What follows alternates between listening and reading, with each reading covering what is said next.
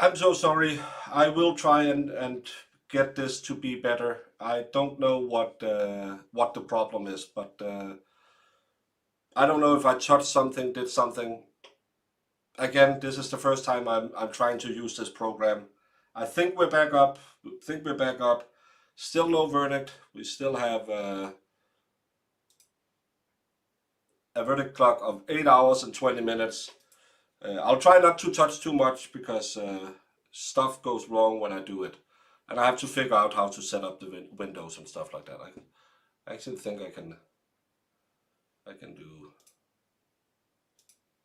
this. No, I can't. I can't do what I want to do. No, that's just a screen. Sorry, don't touch anything. Lock everything so you can't touch anything. Yes, yes, yes, yes, yes. Yes, let's try and do this and get this over with because I'm getting angry at myself now. And I can't see At that point, I grabbed the comforter that was kind of all around me, and I used the comforter, part of the comforter on her neck for a little bit. Okay. And did there come a time where you moved to something different, or what? When Juliana gave me the towels, I kind of tossed the comforter behind me and used a towel. Okay. Now, what, if anything, did you do after that?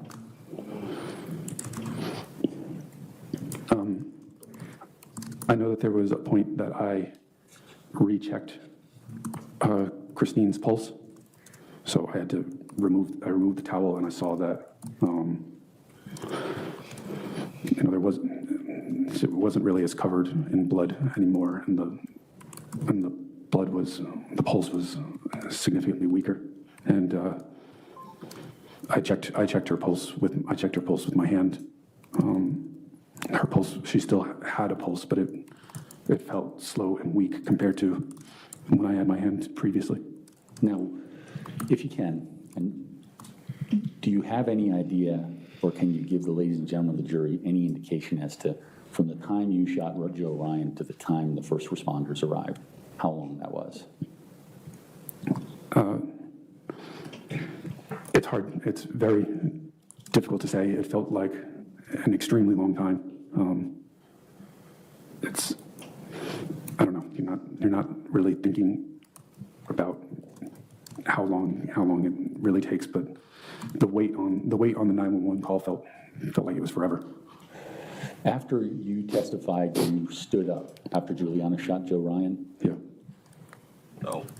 Was there any time between the moment you went back to Christine Don't touch and anything. the time the first responders arrived that you weren't next to Christine?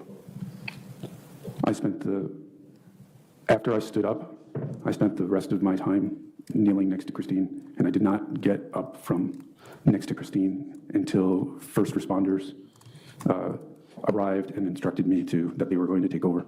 Okay, well, let's go to that point. What was the first thing that you realized that the police were there, or fire, or whomever? I know that I heard Juliana yelling to come up here, and I heard many footsteps and people arriving. And from your position of rendering aid, how did you move from that position? So I was facing Christine and facing towards the master bathroom, and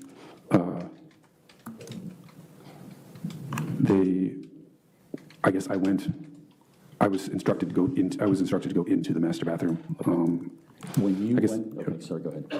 I think I was standing relatively near for a few seconds before they instructed me to go into the master bathroom. And when you relinquished first aid duties to first responders, was Christine still breathing? Yes, Christine was still breathing. And her pulse was still? Yes, she was still alive, very much. Okay. Now, when you were taken away by the first responders. Is this a good time to have the morning break? Yeah, sure. Okay. So let's go ahead and take our 15-minute morning break. Please do not discuss the case with anybody and don't do any outside research. Thank you.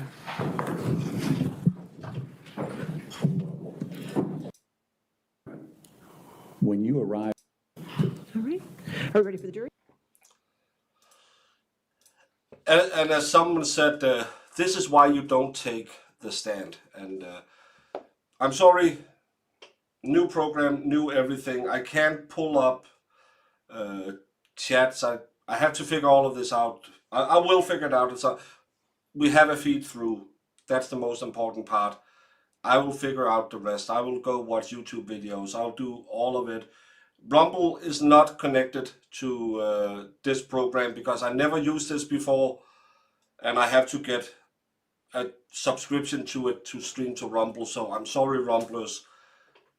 There was 8 people over there. There's 116 people over here. I will take care of my YouTubers first. I know I am an asshole. I went into problem mode, so and it's a totally new setup I'm looking at, and it's really weird. So I hope, even though the audio isn't good and all of that, I'll have to put some equalizer on it or something. I hope you can live with it. That's all I can ask of you, is that you can live with it. And I wish I could figure out how to pull chats up. That's mildly annoying that I can't do that, because I cannot log into my YouTube chat in this program. I have to do it on the other side, so I can't feed that into it. But I can pull up when people become members and stuff like that. So that part works. So chat, I will have to figure out if I can run chat on screen or something. Come on. Any beginning is hard. But I think that you have more options with stream, the stream bot in this program. I don't know. It'll probably ruin everything if I say that. Let's get back to doing it. And I have to figure out, because this one you have, I have to push and go into another studio, and then I have to make a transition. It's fancy. I don't know what I'm doing. But you can hear me. Papa, can you hear me? yes, sir. My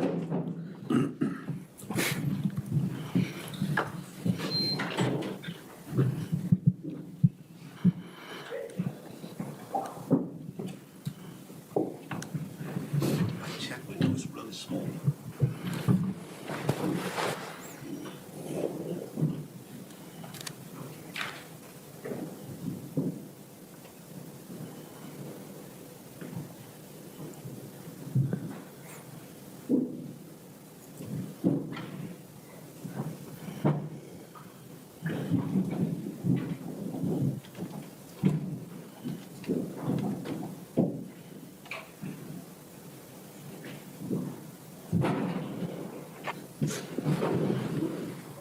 All right.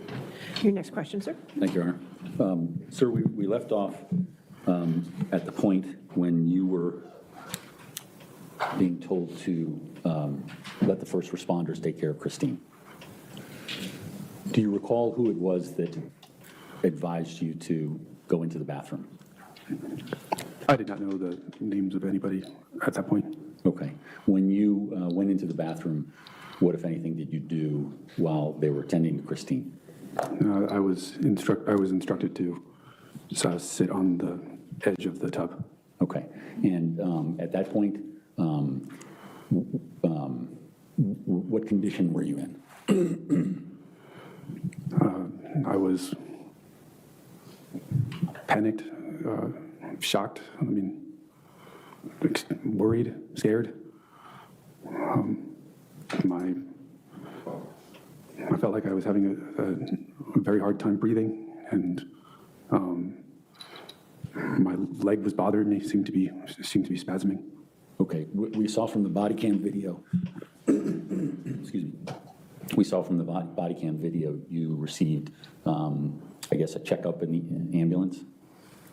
Yes. Okay. Some of the officers took me to an ambulance. And what was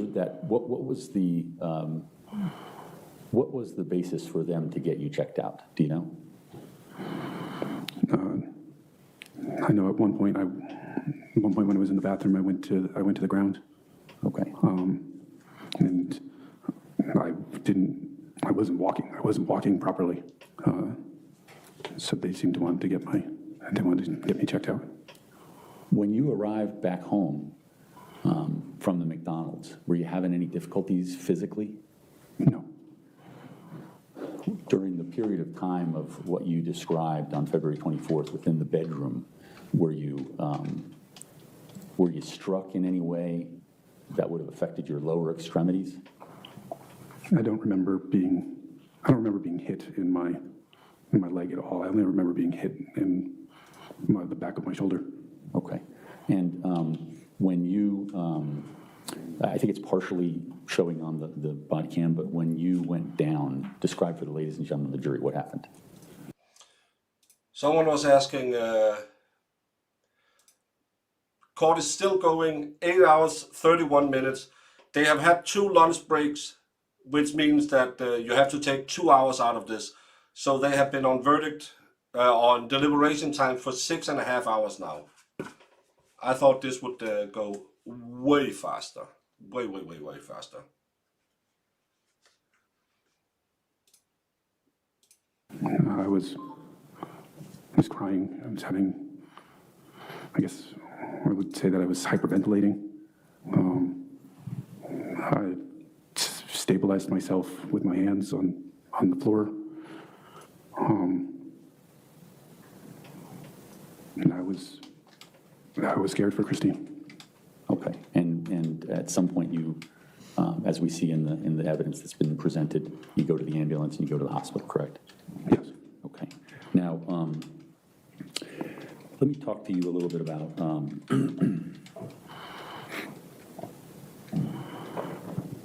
another topic that came up during the trial. What, if anything, did you know about the purchase of windows at your house? Windows were, Christine and I started looking for windows back in 2021. We received quotes from 10, 12, 15 different vendors. The shopping process was long. Over the course of the quotes and shopping process, we've refined that we wanted triple pane windows because the front of my house has quite a bit of southern exposure. A lot of sun comes in there and the foyer would get very warm. Also, some of the windows in my house were stuck closed where we couldn't open them. Christine complained about that none of our windows had screens. And one of the windows by the back door was off center enough that there was actually a slight gap to the outside. And the smallest window in the basement, for some reason, was a single pane window and would allow cold to come in. So that was a lot of the reasons why we shopped for windows. And you indicated you went through numerous vendors? Yes. And when, if you know, did you agree upon vinyl light windows? I believe we agreed on, Hey, expert. I believe we had a second quote from Vinylite in the summer, the early summer of 2022, which is before any relationship with Juliana. And we received an updated quote with the triple pane windows. I believe it was in July of 2022, which is also before any relationship with Juliana. And we've placed the final order in August and I believe made the first payment before any relationship was with any relationship with Juliana, meaning that the windows were fully decided prior to any relationship with Juliana. Now, did you ever go outside and scream in some sort of a test? No, it's ridiculous. I did at one point speculate to Juliana that I wondered if our neighbors didn't hear the gunshots because of the windows. That's the only thing that I ever remember saying to Juliana, and that was after February 24th after some of my neighbors had spoke to me and said that they didn't hear anything. Now, the window job that you had Vinylite do was a full replacement of all the windows. Yes, it was replacement of every window. Okay. And was there anything about the windows in the bedroom that was greater in terms of soundproofing or greater in terms of efficiency than the other windows around the house? No, the entire house was chosen to do triple pane windows. There was a couple windows that were slightly different. One of them was the pane window in the master bathroom, which was obscured glass so that people can't see into the master bathroom. We changed the style of window of the basement smallest window to being double pane and triple pane in a sliding style. I think that was the main changes, besides upgrading to triple pane and the different repairs and things that we wanted in terms of features.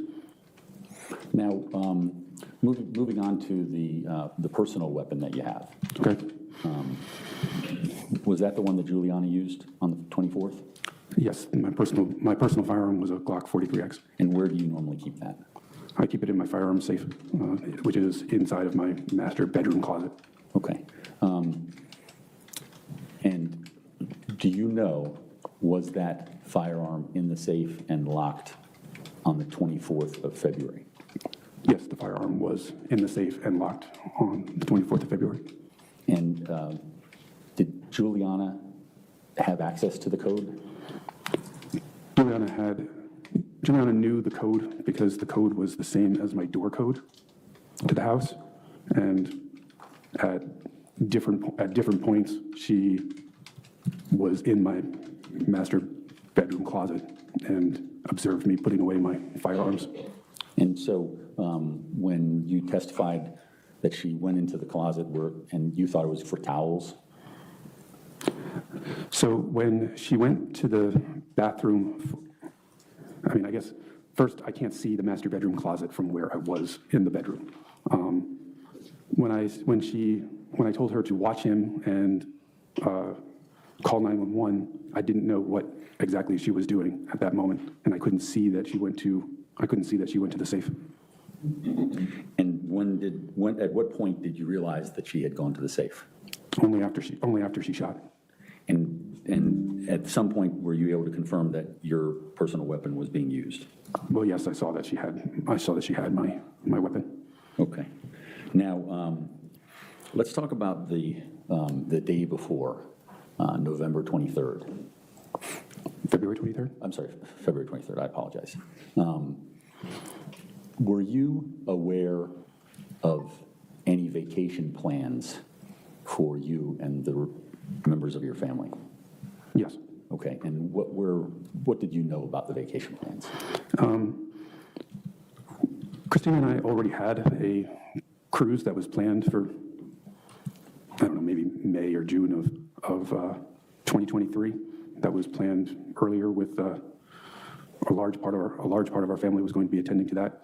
But Christine and I were planning another trip, which was going to possibly be to Punta Cana, which is where we had our honeymoon originally, and so we had discussed that, and she was telling me about some of the resorts that she had been looking at. Okay, and was Royalton Resorts one of those? That, I believe, was the one that she liked the best, and she sent me a message wanting me to look at it and basically to see if I agreed, and if we would probably book it relatively soon if we thought that would work out, and we'd have to figure out, days off and things like that. Do you remember where you were when you received that message? Actually, I think I was in the living room with her. I think she just sent it to me as like, this is what we're saving so that we could, continue to review it later. Okay, to show her? Yes. Or to show you, I guess? Yes. And how did you receive that message? Generally, when we message, we don't use standard text messaging. Our usual messenger of choice was Facebook Messenger, and that's how I received that. Okay. And you were in the same room with her? I believe I was in the same room with her. We were in and out of the same room together frequently that day. That day was my birthday. Specifically relating to that request or the discussion about the travel arrangements, did you ever take control of her laptop? No, she was. Expert, you don't have to tell me that my audio is effed up.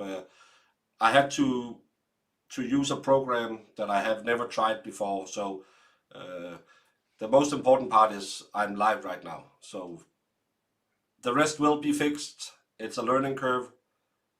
Everything will be okay. Daddy's gonna fix it. Don't you worry. The only problem is right now I'm in trying to solve problem mode. So I'm like this and I want to touch. You would be insane if you saw how many buttons I can push back here. It's really dangerous. The only thing I hate about this so far is I haven't figured out how I get chat to pop into screen when I want that. I will fix that as well. Everything will be just as it is. I will download an equalizer so you get my salty voice back. Because what's YouTube if you can't listen to Baker? Everything will be fine. We're just waiting for a verdict.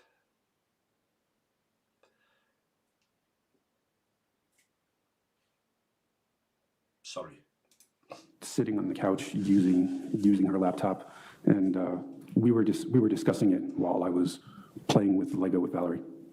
And did she ever? I don't have Elgato Beta on. Did you ever use her phone regarding that discussion? No, I never used her phone. Did she ever leave to go Crispy, anywhere oh my. during that discussion regarding resorts? Not that I remember. At some point, I took Valerie to bed, and bedtime at that time usually involved a story or two, brushing teeth, getting changed, so that took 20, 30 minutes, and then I returned to Christine after I was done with bed for Valerie. When you returned to Christine, did she have her devices still? Yes. Now, this was your birthday, so what was going on at the house that day? One of my friends, Nishant, came over. He brought me a box of large cookies from, I believe it was Midnight Treats. And but really, we didn't do anything for my birthday because Valerie had swim lessons that day. So I had taken Valerie to swim lessons. Christine had told me she had to work late. I don't think she got back until after 8. Christine and I had celebrated my birthday, I guess, the day before. On the 22nd, we went to Korean barbecue, me, Christine, and Valerie. Okay. And on the 23rd, which was your birthday, where was Juliana? I don't know where Juliana was when we were talking about the vacations. I do know that she came with me to the gym. She actually worked out with Nishant at the gym, and then Nishant came back to our house later. I was with Valerie at the pool. Okay. And when the discussions regarding resorts and all that sort of stuff was going on, was Juliana around for that? I don't know where she was, but she was not in the living room, kitchen, main floor area. Was Christine's laptop there with you guys? Yes. Was her phone with you guys? I don't seem to remember much about her phone that day because my recollection is her using the laptop, and that's where she was doing the research that we were talking about. Now, did there come a time when you recorded Lily and the sounds that Lily made and makes? Yes. I believe it was in the summer of 24. Okay. And in doing that recording, why were you making a recording of Lily's sounds? Ryan Campbell which is Juliana's attorney, had come to my house because he wanted to view the layout of the house and see how far it took to, how far it took to get to places, and where my gun safe was and things like that. And when he was there, I had Lily outside because I didn't want her to bother him. And he heard sounds of Lily whining and complaining to come in because she was separated from everyone on the inside. And I believe it reminded him of the noise. Speculation. Sustained. I don't think you can say what he thought. Okay. What, if anything, did he ask you to do? Objection, hearsay. Based upon your conversation with him, what, if anything, did you do? I recorded the sounds that Lily made. Okay. And have you listened to the file of Lily 3? Yes. And does that accurately represent the sounds that Lily made? Yes, I sent several different recordings I made several different recordings for her, yes. Okay. Are you aware of the one Lily 3? Yes. And you've heard it and you've listened to it? Yes. And that reflects the sounds that Lily makes? Yes, it does. Here, I move that in as defense exhibit number 377. Any objection? No objection. 377 is a different, it was annotated as a different exhibit. Do you want to make it 378? Yes, sorry, Judge. I thought we'd stopped at 376, so that's why. You tried to get 377 in, but we didn't, so Yeah, 378? 378, thank Okay, you. 378 in evidence. And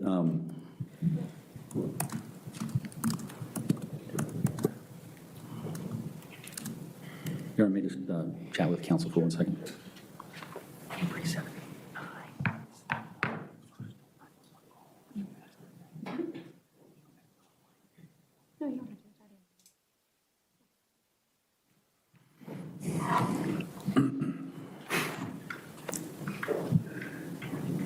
Your Honor, the file that I was about to move in is already in evidence in the Commonwealth's case with a 911 call. Okay, that's the exhibit 1 or exhibit 2 or 3? We have 3 911. I believe it's exhibit 1. Okay. All right.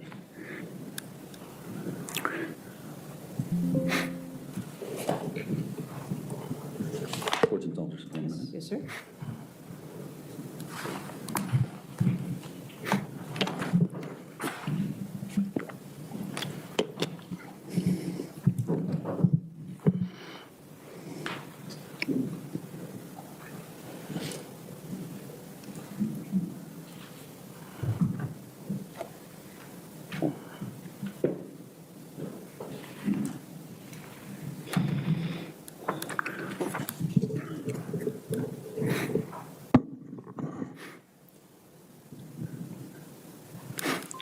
Sir, have you ever used or looked at FetLife prior to the discovery that's come out in this case?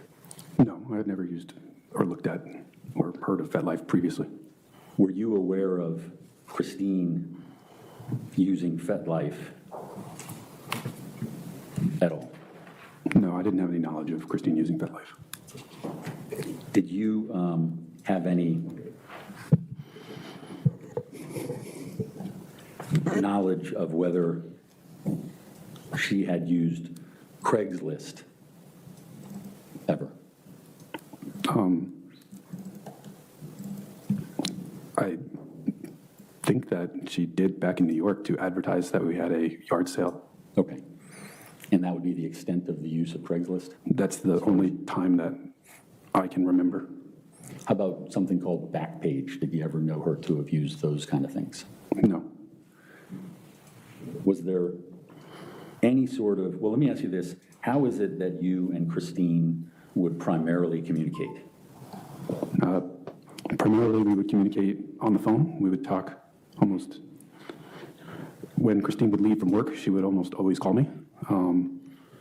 Obviously in person when we're together. And if it's messages, such as when we're both at work, we usually use Facebook Messenger.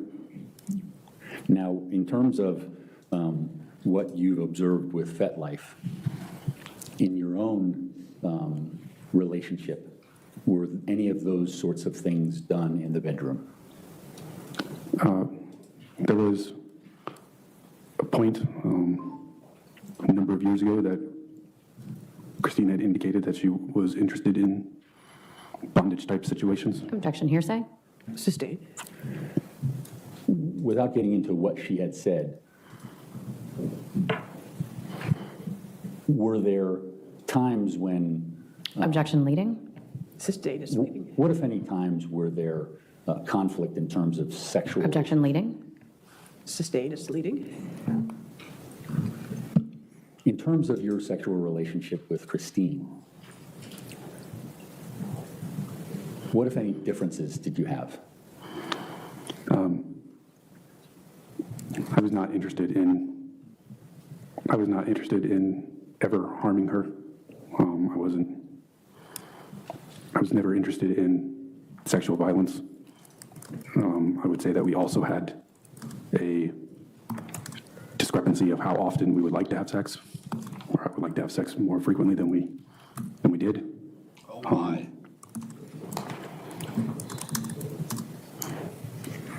But did those differences,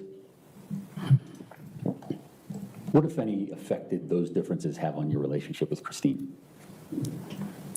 I would say that those differences caused. Thank you so much, expert. It's not a mic problem. It's a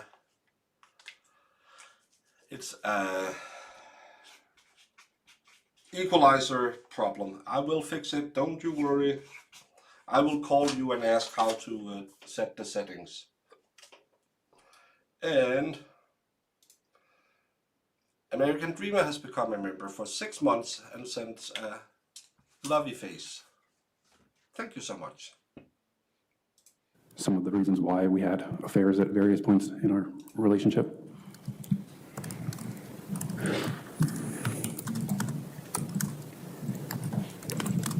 Did you love your wife? Yes. Do you love your daughter? Yes, sir. Did you have any sort of plan for what February 24th became? No, it was a situation I was never expecting, never expected to be in, would never want anyone to be in. In terms of looking back on February 24th, what, if anything? Yes, do you correct. think you would Audio do source differently? is selected. Objection, relevance? I'll sustain the objection. What, if any, things would you do differently in the room confronting Joe Ryan? Objection, relevance? I'll sustain as to relevance.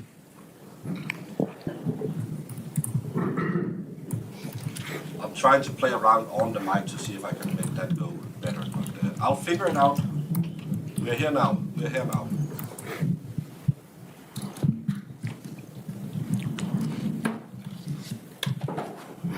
When you shot Joe Ryan, were you aware of where you had hit him immediately? No, When was it that you found out that you'd hit him in the head? actually, I wasn't sure. I wasn't sure where I hit him until we had discovery. And why did you shoot Joe Ryan on February 24th? He was attacking Christine. I mean, he was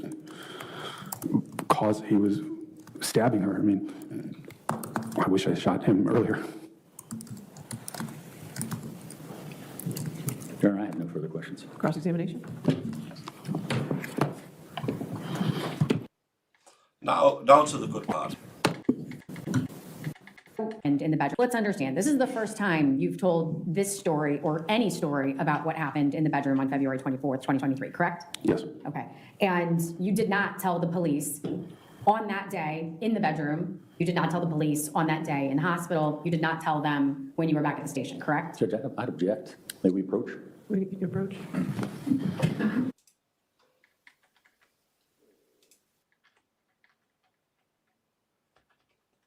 In the house. Sorry, thank you. Let's try that again. You didn't tell the police in the house. You didn't tell them in the driveway. You didn't tell them at the hospital. You didn't tell them back at the station, correct?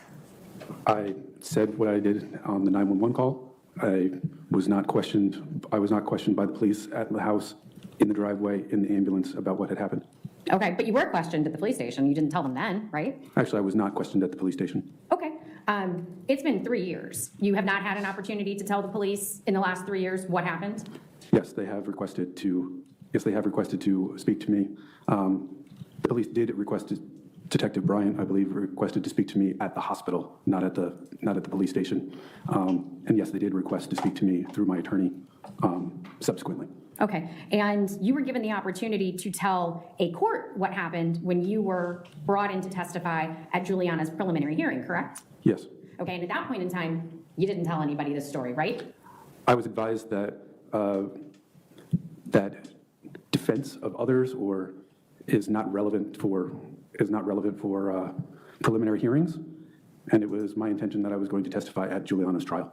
Okay, but at the preliminary hearing, you didn't even admit to Christine being your wife, correct? That's what I was instructed to by my attorney. Okay, so now that you've heard all of the evidence, every possible hearing that could happen in this case has happened. Now you are ready to tell us what happened. Is that accurate? I was ready to tell what happened at Juliana's testimony, at Juliana's trial when that was scheduled for November. Okay. And I've been waiting to do that for mine. I was expecting my trial to be earlier than this too. But at no point in time have you reached out to law enforcement to tell them, at no point have you had your counsel reach out to law enforcement to tell them this story? Actually, I of you did protecting have- your wife. Excuse me, I'm not finished. You have not asked anyone to talk about how you saved your wife or tried to save your wife, have you? Actually, I did. I told counsel that I would participate in any of the civil investigations that was going to be involved with my agency, and that I would talk to them regarding this case as they required. Okay, did you do that? They did not take it up, was my understanding, because I believe the Fairfax police did not want them to. Okay, understood. Your affair with Juliana began in August of 2022, correct? Yes, Okay, you took trips together, correct? yes, You communicated with her on Discord, is that correct? yes. Tell us a little bit about Discord. Is that a messaging app that is secret, if you will? No, No? Okay, it's on your phone? yes. Okay, and the two of you elected to communicate that way. Why not with Facebook Messenger like you communicated with Christine, your wife?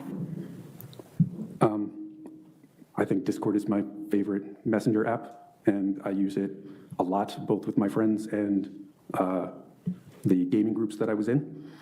Christine did not use Discord. Okay. You indicated earlier in your testimony yesterday, I think, that this affair with Juliana was really a nothing, right? This was just an affair. You had others. This was not a relationship, correct? I would say that it was a relationship, but it is an affair, but I wouldn't categorize it as serious. Not serious. Okay. Did you love her? There was points that I told.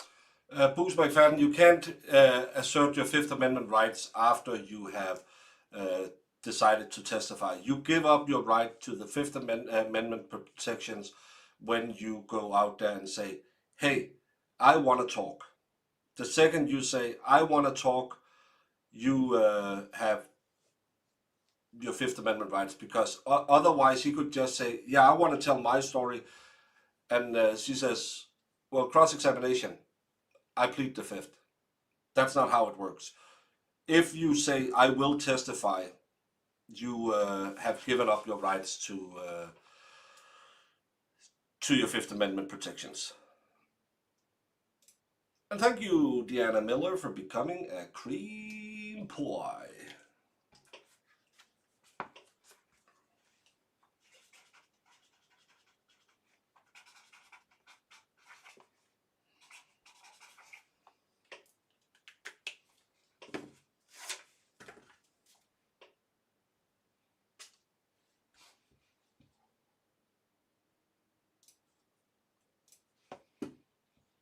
That I loved her. You told her that you loved her, but you didn't actually love her. I would say that I had feelings for her, but they weren't nearly as strong as feelings for my wife. Understood. Okay, so let's take a look. Judge, I'd like to have displayed to the witness and counsel. She's not allowed to comment on the fact that he didn't at some point want to talk to police. Well, as long as there's no objection, she can do whatever she wants to do. That's the same with perjury. Perjury is absolutely okay as long as no one claims that you're doing perjury. No problem in it.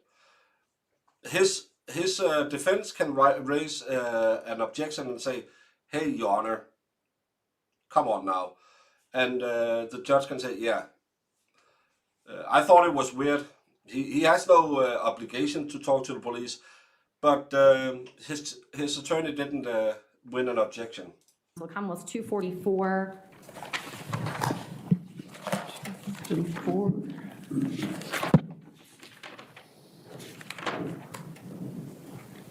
All right, so Mr. Banfield, these are your Discord messages with Juliana. Do you recognize the username They are APOCD2? lame. Yes, that's my A little Discord. bigger so you can see. Has some more numbers after that, D21? All right, and that's you, right? Yes, that is my Discord. No, Bush, it's only a Fifth Amendment violation if there is an objection that is sustained. Okay, and Juliana is identified as Juliana, is that correct? We have now had 9 hours, Okay. or effectively 7 hours. If we look at line 30, which I'll deliberation. highlight for you here, February 14th, Valentine's Day, 2023, Juliana tried to break up with you, right? Juliana broke up with me numerous times. Okay, on this occasion, she said, I told you I'm seeing other people, we spoke about this already, I won't be going, speaking of this trip to New York that you were gonna take with Valerie, Yes. right? I'm sure you two will have lots of fun, something to that effect, right? Yes. Okay, this upset you, didn't it? No. No? Okay, you beg her in the next several messages to please talk to you, correct?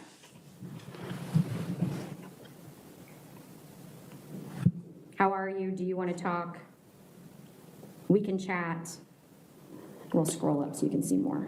And those are a different day, it appears.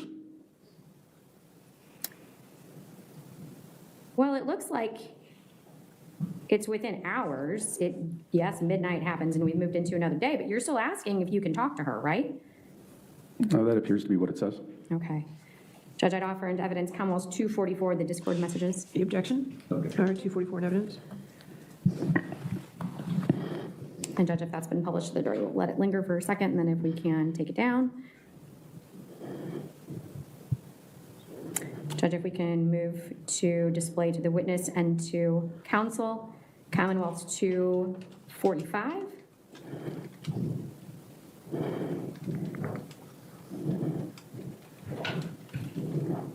Mr. Banfield, I'm going to just scroll through it. Let me know if you recognize this letter. Yes.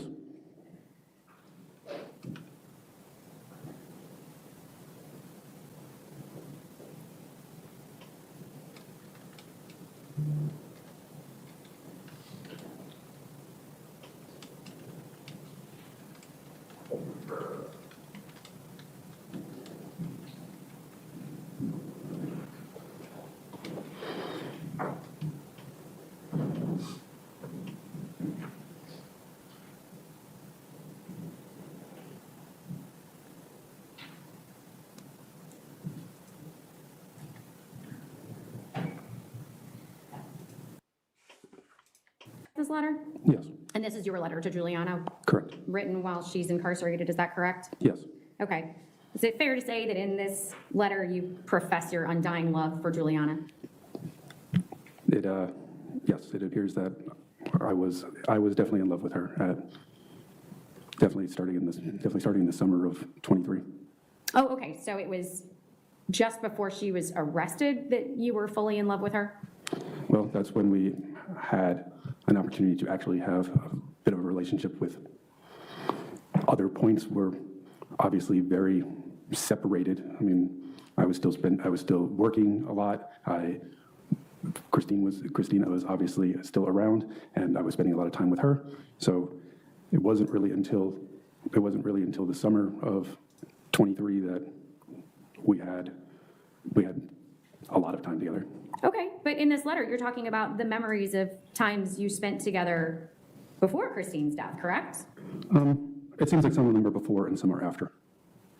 Okay, and the long hot cuddle, was that before Christine's death? No, that was after. We rode a bike and went to lunch and got caught in the rain. Okay. Judge, I'd offer this is If you Commonwealth's like pina 245. Any objection? coladas 245 in evidence. and getting good in the rain, if you're not into yoga, If you got And half again, a you brain, describe here in the very first paragraph if you like is, you came here and love we at fell in love. midnight. But you're suggesting that that love didn't happen until after Christine was dead? As I said, that we did have feelings for each other prior, but I would not describe them as the level of feelings that I had for my wife of 19 years.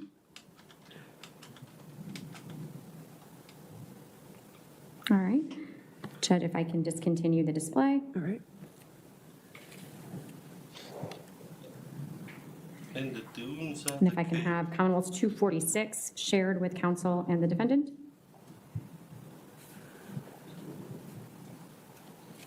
Mr. Banfield, this one's 14 pages, so I'm not going to belabor this, but this is another love letter to Juliana. Is that accurate? No, it looks that way.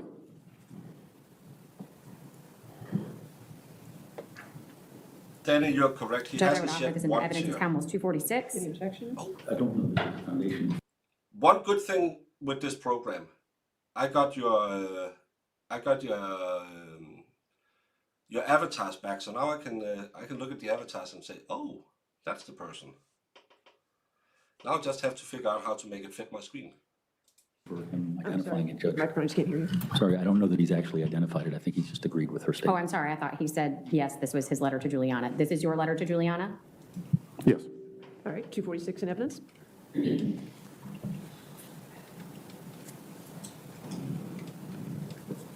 And here you said that she's your gym partner, helped you to be the strongest in your life. You've never had a consistent partner before. Yes, that was referring to a gym partner.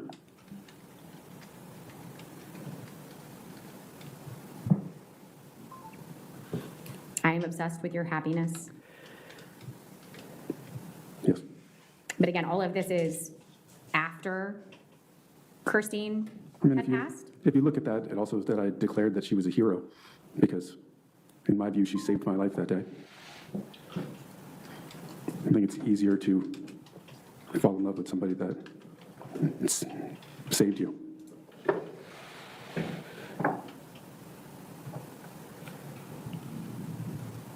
I don't often fall in love. When I do, it's with someone who helped me unalive All my right. wife.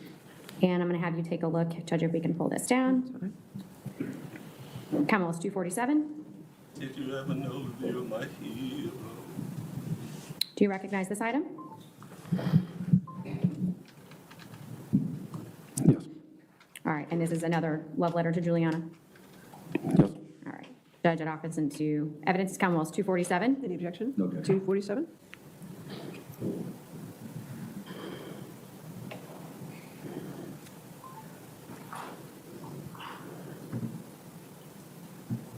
Okay, and if we can pull this down. If I can have you take a look at Commonwealth's 250.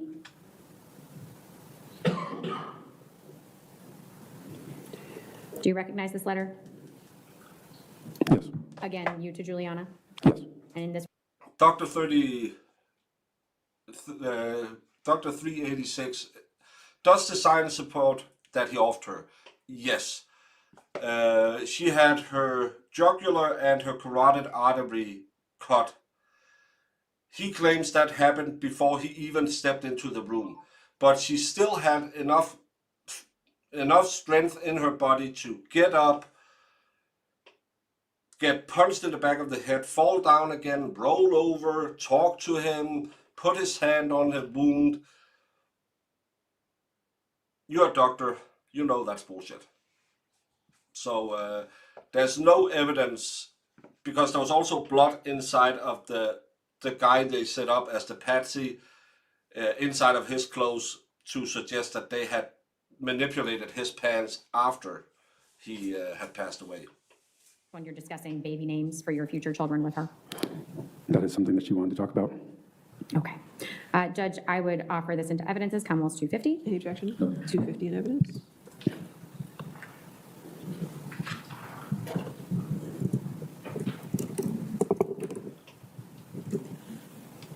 All right. But you are contending, again, these feelings, these very strong feelings, these let's be together for the rest of our lives feelings did not exist when your wife was alive. Correct. Okay, and they certainly did not motivate you to kill your wife. Juliana and I weren't even together when Christine died. All right. You had broken up, is that correct? Yes, Okay. Did you need to kill your wife to get her back? definitely not. Okay. You've had multiple affairs, correct? Yes, Okay, and one of those affairs was with a woman named Danielle, who you met on a fetish site searching for sugar babies, is that correct? I would not call it a fetish site. Okay, what would you call it? An arranged relationship. Okay, but you were looking for someone to be your sugar baby?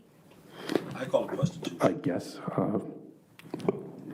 It was a relationship where they would already know that I was married. That was what I was looking for. Okay. Another one of your affairs was with your best friend's wife, is that correct? No. First, he's not my best friend. Number two, they were not married. They were not even together at that point. They were, is that your understanding of what they believed, or is that how you perceived their relationship? Did they think they were together? I don't think so. My understanding is that she wanted to be with him, and they were not together at that point. Okay, But no, they were definitely not married at that point or anything like that. okay, but you were married at that point. Yes, I was married at that point. All right, thank you. Let's talk about, Not one time did he ever convincingly say, I loved her. I would never do this to her. The entire time, the only time he had any emotion was when he talked about Juliana and that night where they talked down in the room. And they didn't even try to establish that, oh, I could never do it. Then she comes up and she's just, did you hook up with, I know sugar dating isn't technically being a prostitute. Fuck you. You just get a bag instead of money. Then you sell the bag later. Whatever you tell yourself, girl. And then you have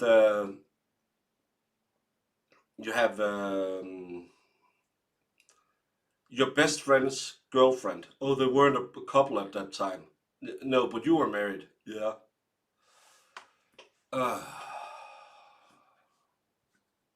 Christine and her apparent decision to solicit someone to fake rape her. You would agree, you have not seen today, nor are you aware of any phone history, computer history, indicating that she was interested in this type of relationship prior to January of 2023, correct? I was aware that she was interested in this type of thing, but I was unaware of the messages or that she was pursuing this again, as it had been many years since she had expressed those feelings. Okay, but there is no internet history that you're aware of predating January 2023, correct? I'm not, can you ask that a different way? Okay. From what you've seen in court, she sets this up. She's using a profile picture from a gym bathroom with like a Barbie doll. I think it's an Ariel doll in the picture. And that's a photo that she sent to you on that day, correct? Yes. Okay. Did she have any other pictures in her Facebook cache that she could have used that you're aware of? I don't know. Okay, I mean, you never looked at her Facebook? yes, I look at her. Yeah, Summer Breeze, you're right. He showed more love for the free hash browns. At her Facebook, but I don't use social media very much. Okay.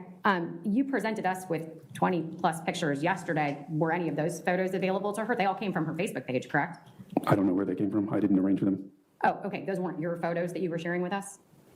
Some of them appeared to be my photos, but I don't know. Some of them, I believe, were my mother's. Some of them, I think, were Christine's. A lot of times, Christine and I, if we were to share photos, we shared them on Messenger. Okay. All right.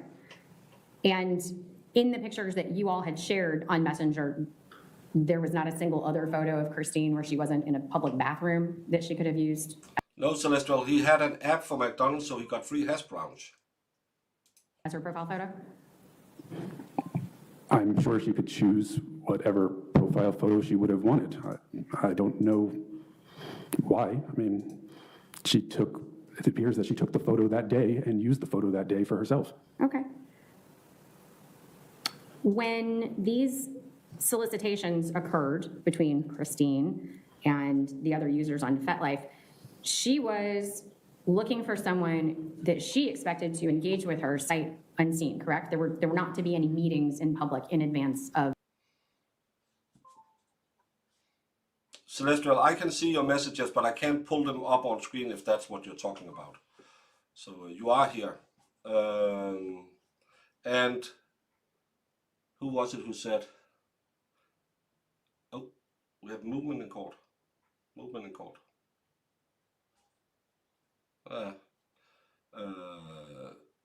Yeah, he got the free hash browns, but then he didn't. He sat outside and ate the birthday cookie instead. You are not allowed to eat your dessert before you had your main course. We all know this. And Linda says, told my friend about this case. He doesn't watch this at all. I got out 5 sentences before he went. That's a movie. I didn't get a cookie though, so he's just a fake friend, right? Yeah, he's not going to take you to New York for your birthday. This hookup. That is what the message is. Oh yeah, he also did a MacD dump and walked slowly after to his car for emergency at home. You know, maybe he didn't wipe all of it, and he was like, oh no, oh this is gonna smear. Seem to appear. Okay, and she was only doing this when either you or Juliana were home, correct? It appeared to me that it happened when I was not home, based on what was presented today often. Right, but Juliana was home, correct? I don't necessarily know where Juliana was at those points. You just know that you weren't there, correct? Well, we went through lots of the evidence that showed that there was many times that I wasn't there. There was points that it showed that the messages were logged into from the CBRN email that Juliana states that she has no knowledge of, never logged into, doesn't know the password to. And so if Juliana is home, whether she is or not, the only other person that is home is Christine. Right. But most importantly, you are not home, correct? It appears that there was many Dave, I'm using a new program.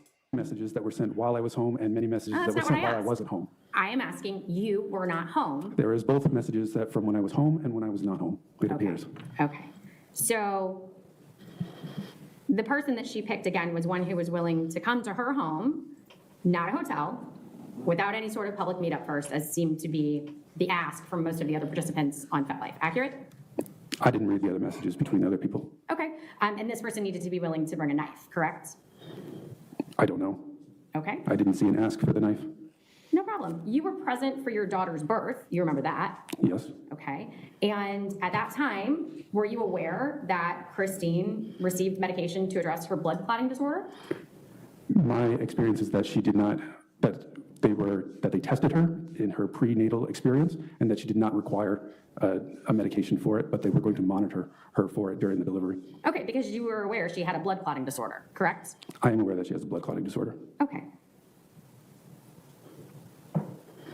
When you set this whole thing up, I didn't set this whole thing up. I'm sorry, when Christine set this whole thing up, it was scheduled to occur minutes after her family was leaving the house at 7 a.m.-ish, correct? I don't know what time her family was leaving I know a guy who said that 2 hours ago. the house.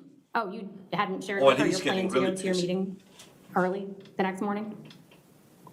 I didn't have a meeting the next, I'm sorry, could you ask the question again? Sure, the night before on the 23rd, Oh, on the right? 23rd, sorry. When she is setting this up, she's scheduling it to occur at 7:20-ish a.m., which was going to be minutes after everyone had left the house to go to the zoo, to go to the big meeting, right? That is what the messages seem to say. Okay, and are you telling us that your wife was not aware that you had this big meeting scheduled for the 24th? She was aware that I had the meeting scheduled. Okay, and was she aware that the nanny was taking your daughter to the zoo?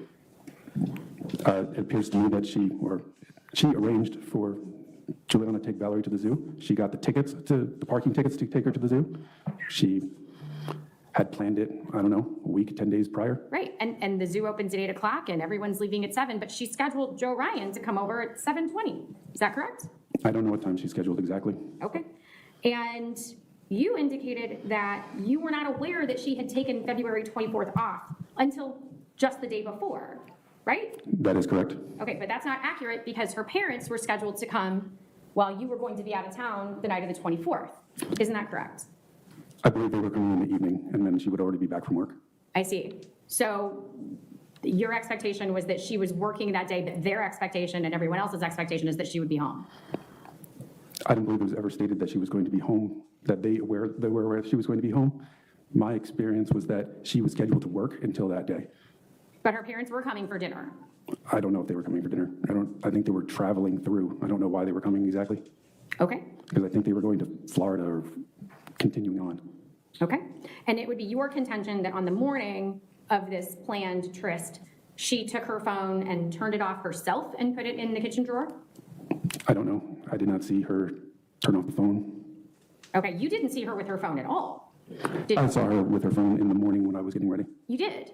Yes. Okay, and she was on her phone in the morning when you were getting ready? Yes, she had her phone in the morning, And you said that was 6:30. roughly. I mean, Okay. I was in and out getting ready in that morning, so it's hard to say an exact time. So then would it surprise you if the digital forensics, Mr. Litsky's work would show?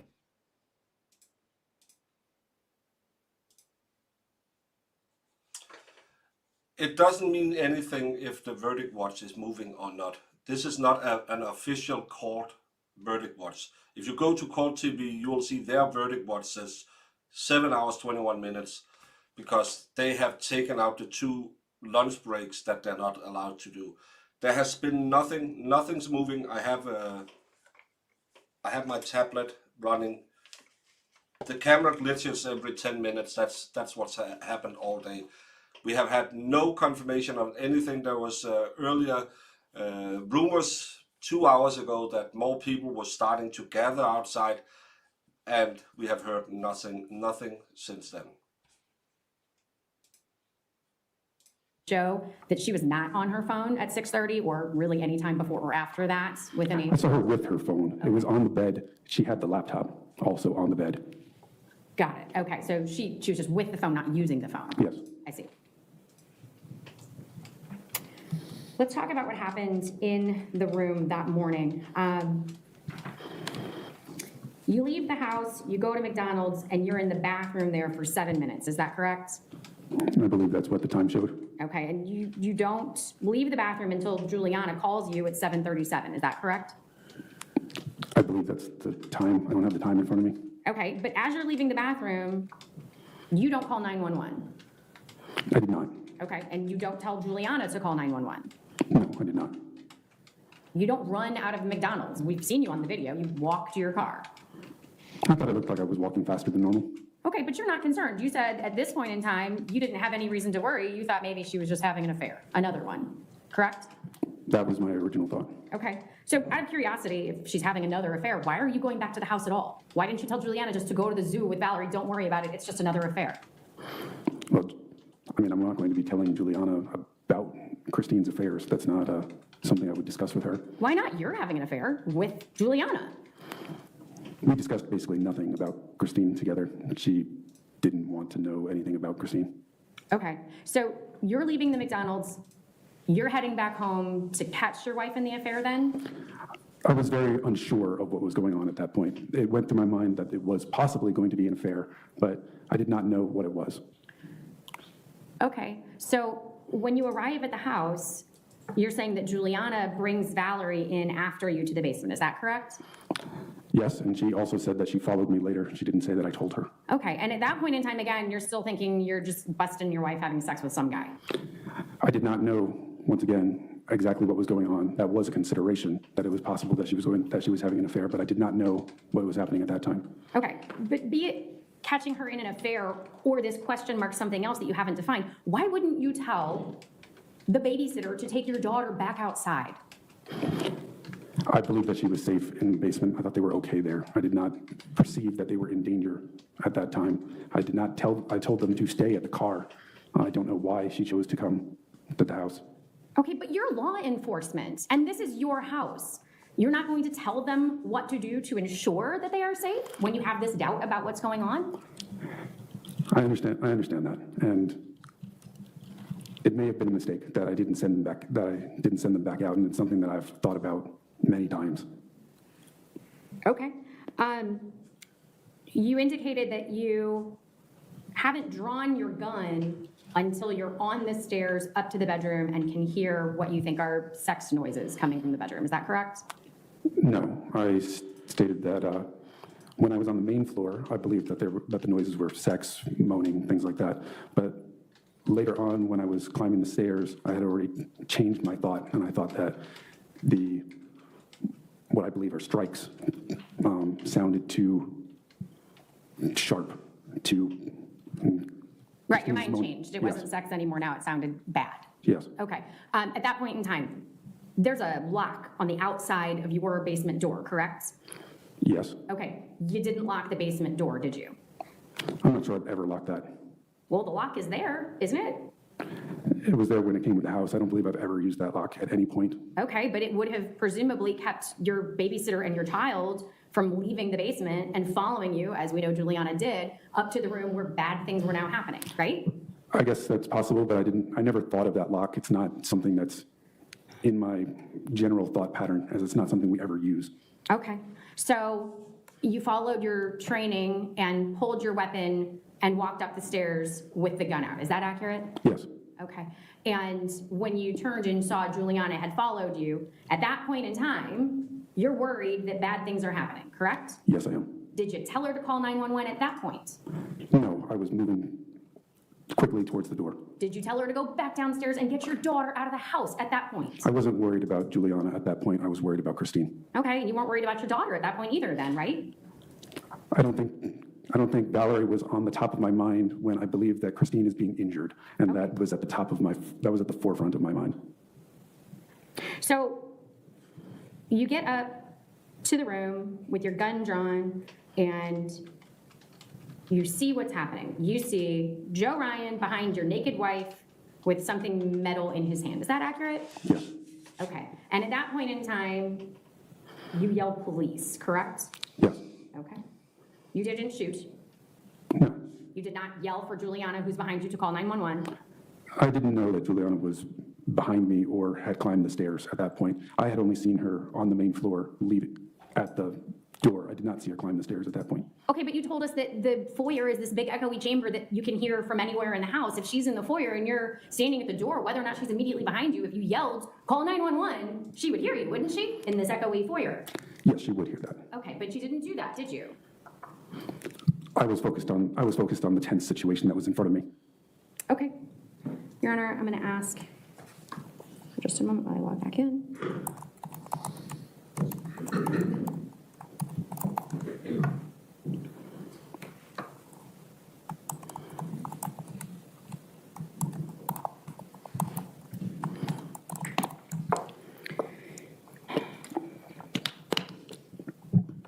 Judge, if I can have the witness and counsel take a look at Commonwealth's 251.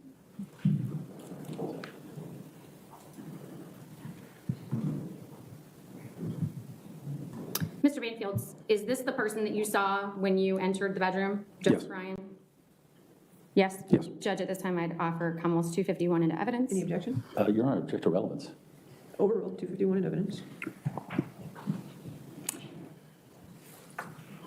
So this man, Joseph Ryan, planned to kill your wife, having left this completely discoverable trail on the internet. Is that correct?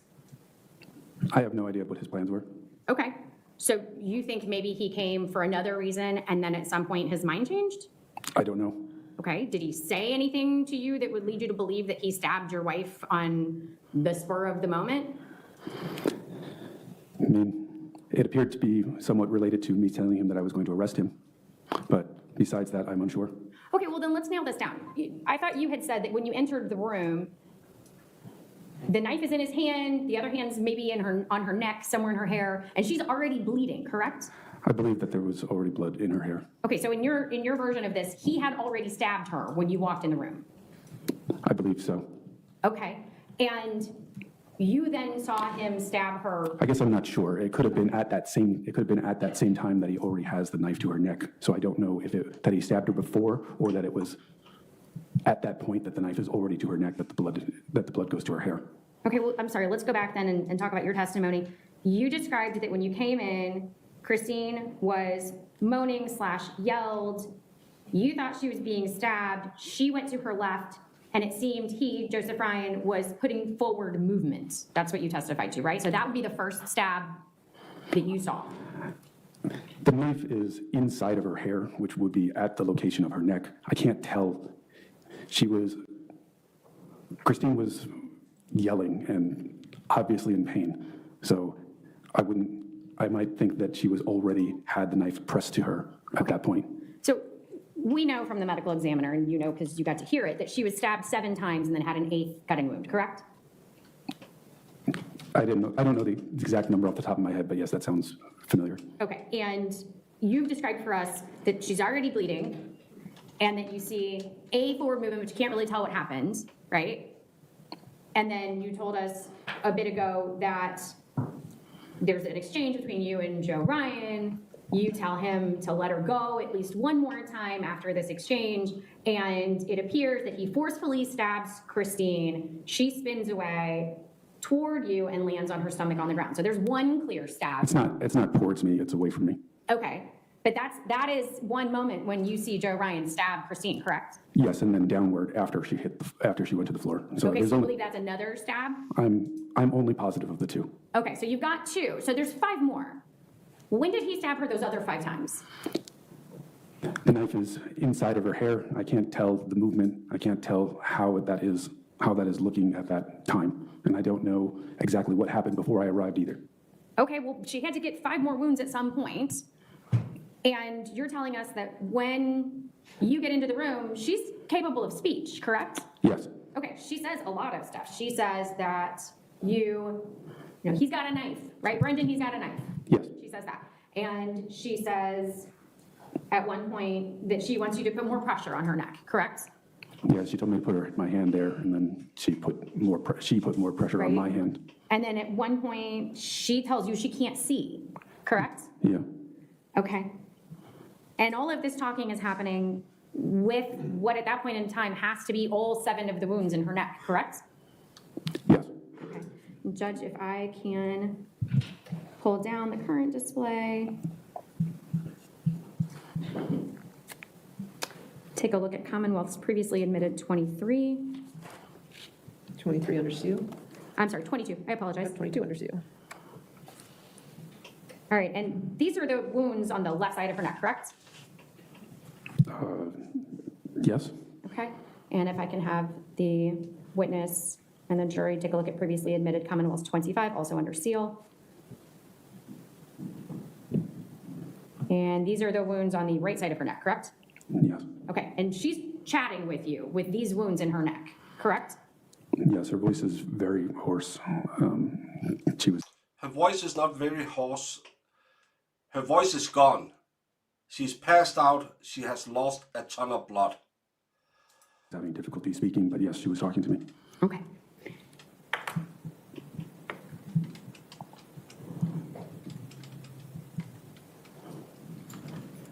So going back to Joe for a moment,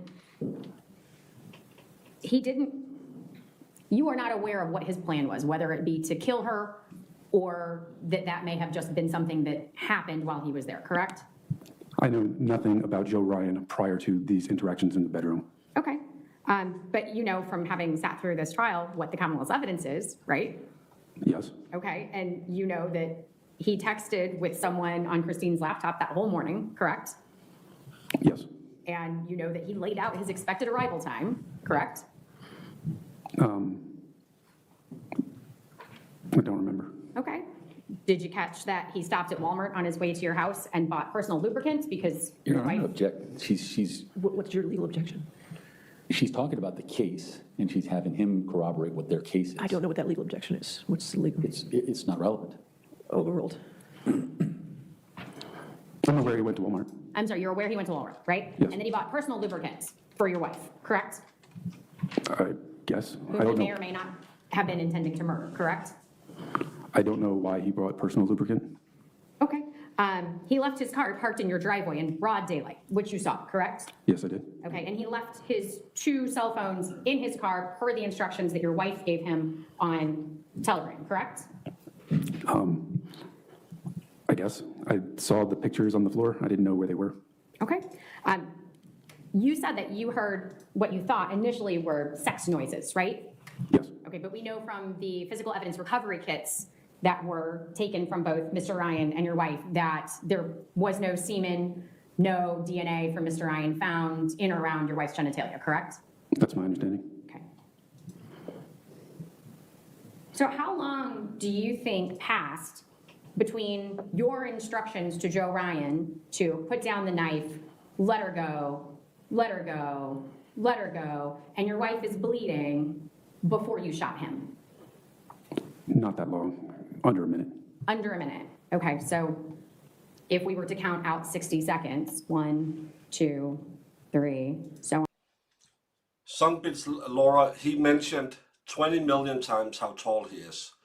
He was so tall when he walked up the stairs. He was quite tall.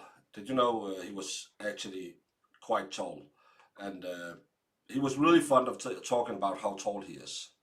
And so forth, that would be a minute. And in that time, you did not shoot him.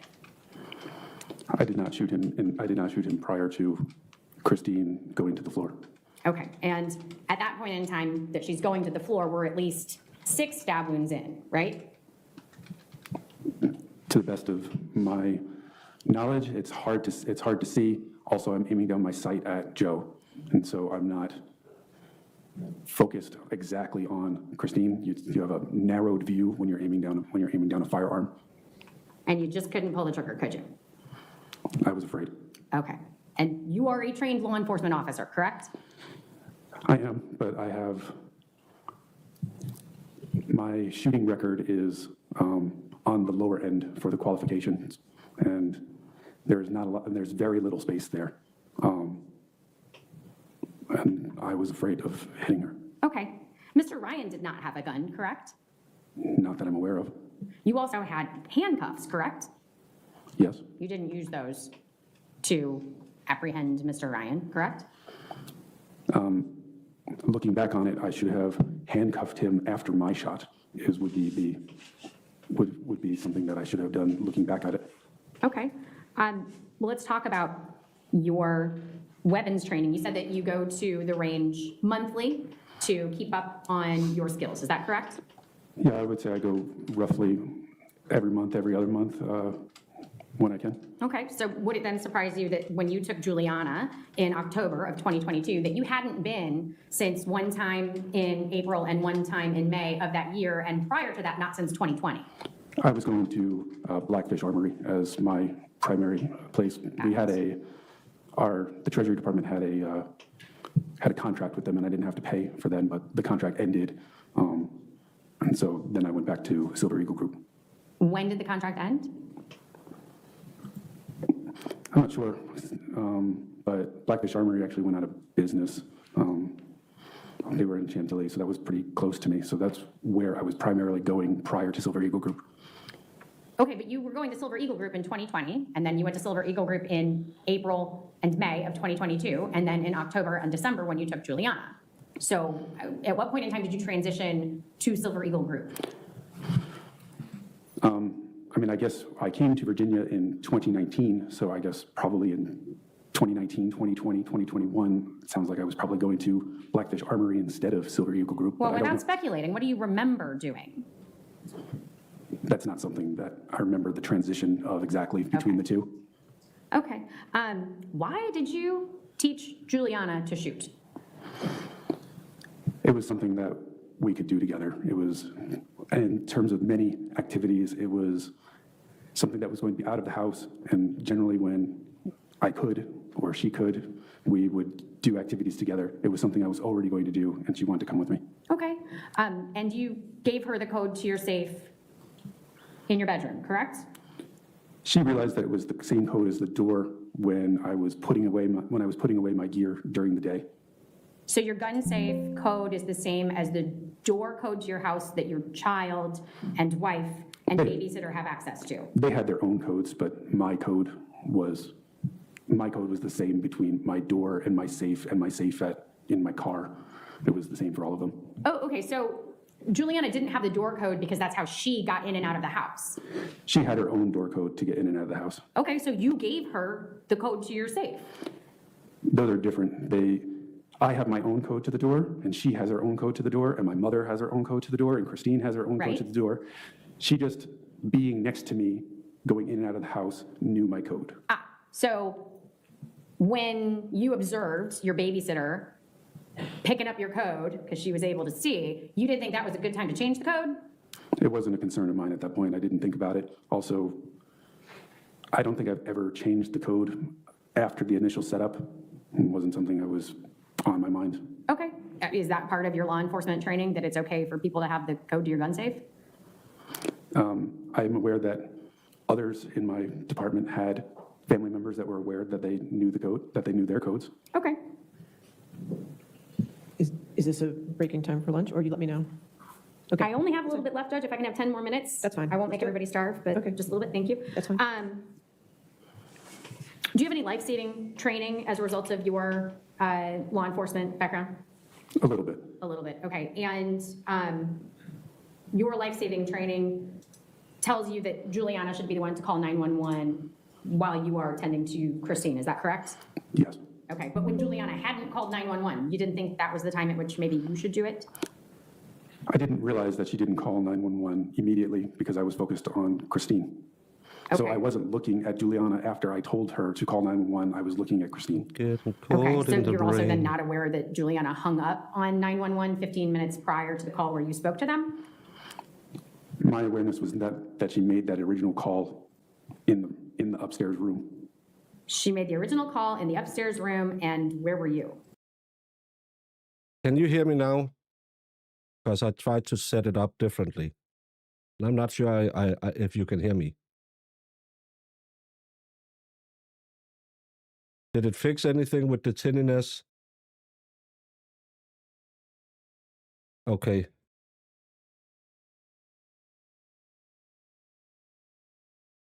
Did you know how smart I am? So Lefty and MLS, can you meet at the Canadian border and fornicate each other over it? I figured it out. So, stupid. You sound more fiery than tinny. Good. It's a little hot, but sounds better. I can turn it down a bit. Is it better this way?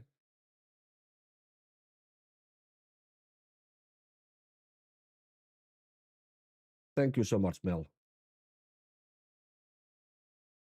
Why the Canadian border? Because Lefty is French-Canadian and Dave lives in Wisconsin.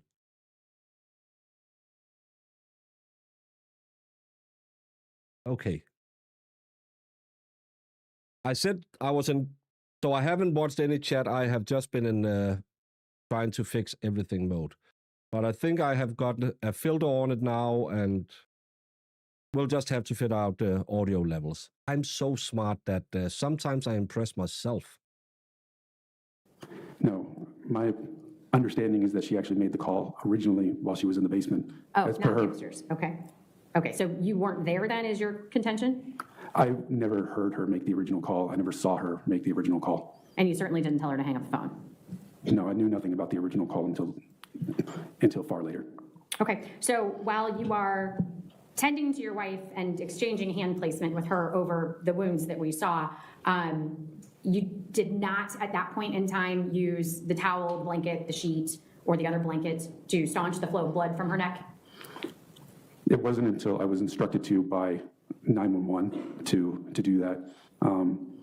Pressure is a different form of treatment that we were taught, and that is also what Christine was doing.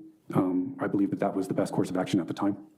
To put pressure on the wound that was so large that your finger went inside of it, is that correct? Yes. Okay. And when first responders arrived, you agree you're on video holding her neck with your bare hand, correct? I think so. So where had the towel, the blanket, the sheet gone at that point, after you were instructed by 911? I think the towel was right next to me, but It was under your knees, wasn't it? I don't know. Okay, I thought it was right next to me. thank you. Nothing further, Judge. All right. Let's go ahead. I assume it's going to take a little time for redirect? Or? Yes, ma'am. Okay, let's go ahead and take I like this lady. A lot of people are saying, "Oh, she doesn't take enough time. She's not doing enough." I like that she's just short and concise, and she got him mad. That was the best part of it. And I don't know if they're ever coming back. It's almost 4:00. I don't know how late they're gonna go today, but I wish we had an indication because it's 10:00 my time.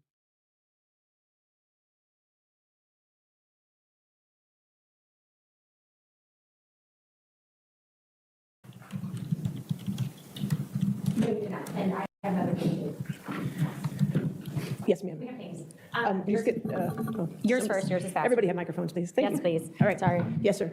Judge, there was an exhibit, almost Exhibit 159, 159? which was the firearm sale purchase, and there was some information. Yeah, Daddy, the problem is if I go to bed, they will come back and I'll get 35,000 messages. And I'll get mad at myself again. I'm already mad at myself.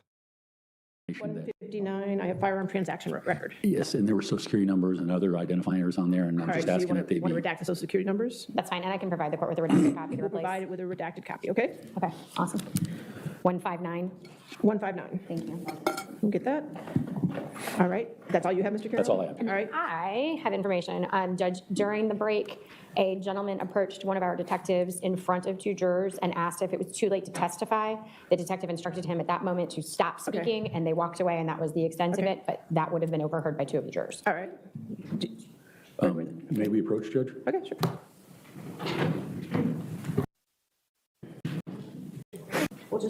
Thank you. 911. At what point did you feel like 911 was necessary? I guess once I was in the room, I knew that 911 was going to be necessary. And at the time that you realized that, were you capable of calling 911? No, my hands were on my firearm. Okay, and so when you're saying in the room, you'd already confronted Joe Ryan? Yes, yes. Okay, and was there any other time that you were in a position to be able to call 911? When I was rendering aid, I had instructed Juliana to call 911. I believe that was the best course of action at the time. But you weren't able to call 911 yourself? Objection leading. Sustained deleting. What prevented you from calling 911 yourself? I was rendering aid to Christine. Now, Ms. Sands asked you if there was any information out there that related to fetish-type behavior that you knew of Christine being involved in. And can you elaborate on your answer? Back in New York, Thank you so much, Holly Mac, for anti-stress meds. You're the best. No, you're the best. Thank you so much. Yeah, I will be kicking myself all night, and I'll probably be sitting here trying to figure out the program for a couple of hours after I'm done. And then I'll come back tomorrow, and you won't see any difference, but I will feel like, okay, now I understand it. Took me 90 minutes to figure out that the problem was I fed the microphone directly into the program, so it bypassed the equalizer and the noise gates. So this microphone is known for just picking up an ant farting 2 miles away. And because it does that, everything will just sound like you're sitting in the next room. Thank you so much, Holly Mac.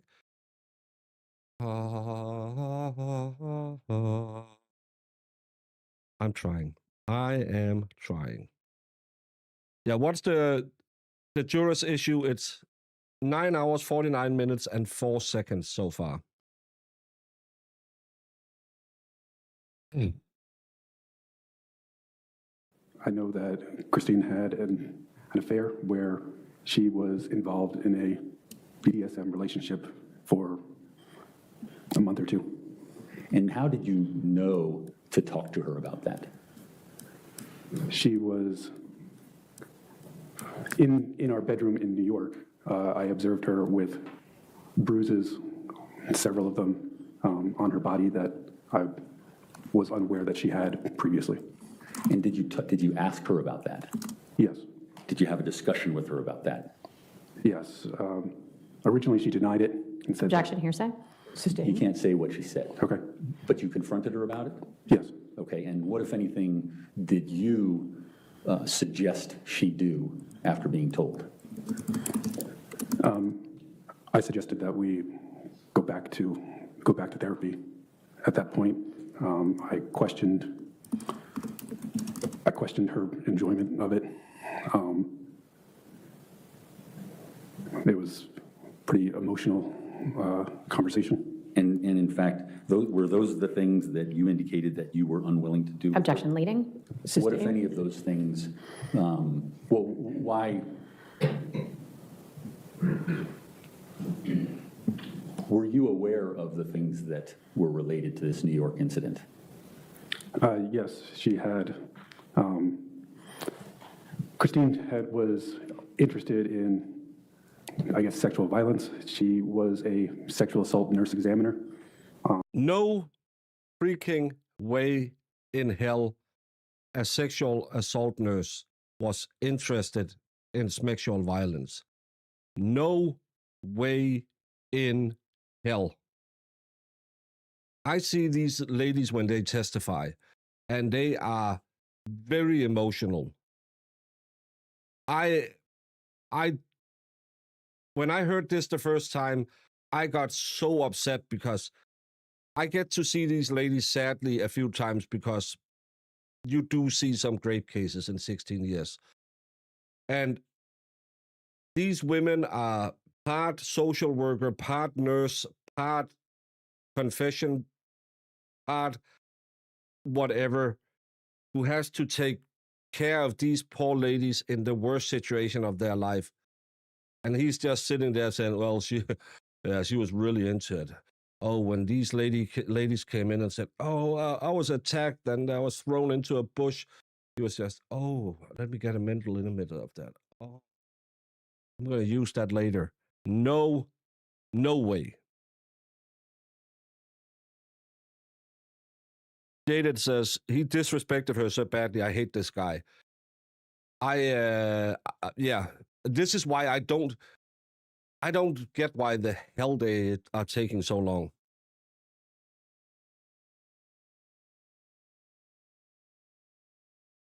Yes, Dave, I would have voted him guilty because the physical evidence proved that she wasn't doing any of the things that he claimed she was. She did many examinations of both men and women that were in people that were injured, people that had a lot of people that were choked, people that were raped, some pretty graphic things. She used to bring some of her documents home, so I was aware that she seemed to look at them. Bruce, we're not ignoring the evidence. I don't know where you get it. I don't know if you heard the 4 hours I talked about the stab wounds would have made his entire story unbelievable. There's no way his story, if you look at the evidence, you can't believe his testimony. No way. And there's not one piece of evidence provided that she had any sexual proclivities like this. It's only a serial philander's word of that. They have had no one. Why didn't the defense just find all of these sexual partners that she had? The only corroborating evidence that Christine was really, really happy to fuck around is a letter sent from the only mail office in New York that doesn't have surveillance cameras. That wasn't allowed in because there's no one who signed off on it. There's no chain of custody on any of it. All the physical evidence proves it couldn't have happened in the way he claimed it. There's a corroborating witness saying he did it. So at this point to say, ignore the evidence, then you're blind because you take this man's words. The only man who has a reason to lie, technically she has too because she got a sweetheart deal. But every single piece of evidence provided in this case shows none of what he has stated today could have happened except that she might have planned the trip to the zoo. other than that, not one piece of evidence corroborates his story.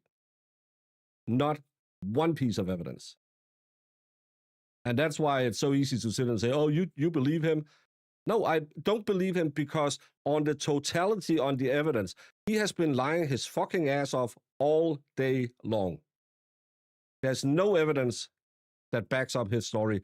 And the only evidence his side has provided so far in this case is, well, sometimes when they were on that FedLife website, he was at the gym.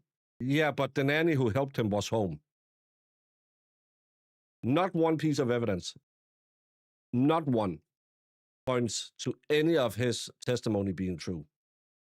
There will come a witness later, we know this because they are deliberating, that will also tell us the meeting that he claims that he has to go to that day is also a lie. So, I'm sorry, there is no evidence. So, because we watched the evidence, we believe this guy is telling a lie. Relatively. Now I need a pee break. Okay, and so, and I'm sorry, can you tell me what year was this? She was a sexual assault nurse examiner. This is an estimate, I guess, from like 2012 to 2017, 2018. And the incident that you're talking about with regard to her experience, when was that? I would estimate to 2014. And is it your testimony that that's when treatment took place? Objection leading. Sustained. When did treatment take place in relation to that date? I believe that we went to counseling in 2013 and again in 2014. And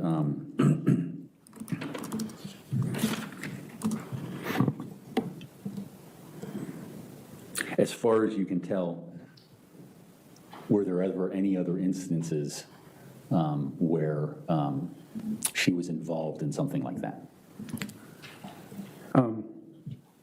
She had indicated that there was a. Objection hearsay. You can't tell what she said. Okay. I'm aware that there was another brief relationship where she was stalked for a few weeks. And were there, how were you alerted to that? She was frightened of that person. Were there any- Objection non-responsive. No, overruled this one. Next question. Were there any injuries related to her, relating to that situation? No, I'm not aware that she was injured in that situation. Okay, and the previous one that you talked about, were there injuries? There was significant bruising to her legs, to her buttocks, to her chest.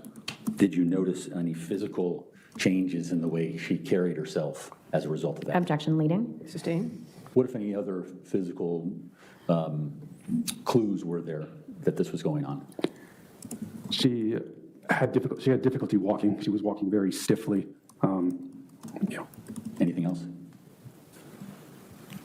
I don't think so. Now, in terms of your testimony and some of the letters that you wrote there, you, in the letters, contains statements about Juliana being a hero for you. Yes. Can you tell the ladies and gentlemen of the jury of what it is you meant by that? I believe that Joe Ryan was very much still a threat, both to me and Christine, to everyone that was in the house. When he got up and was able to strike me, my weapon was on the floor as well as the knife. So those were both things that he could potentially have had access to. The man that was shot from temple to temple, he was a very big threat at that time. So I view that Juliana's actions potentially saved the rest of us. Now, there was testimony that you testified that you broke up with Juliana prior to this incident, correct? And that she broke up with me. I'm sorry, there was a breakup. Yes. And do you have any idea when that was in relation to February 24th? I guess it was kind of complicated. She was very upset with me when Christine and I went on a vacation. We went on a cruise in November. I would say that started a lot of Juliana's anxiety and anger with me. On Christmas, she went to a hotel because she did not want to view Christmas with me and my family. She didn't want to see me, Christine, and Valerie together. in February when Ms. Sands had brought up the messages. She had indicated that she was going back on dating apps, and that was going to be the end. Okay, and you were trying to talk to her, is that fair? Yes. Okay. And so, at the time that this happened, what was the status of the affair? And I'm talking about February 24th, 2003, at that time. We were not in a relationship at that point. It wasn't that long that the relationship had stopped, but Juliana at that point had made it clear that we weren't going to be together any longer. And so, what, if anything, did you, when you made the decision to shoot Joe Ryan, did you feel like Christine? Objection leading.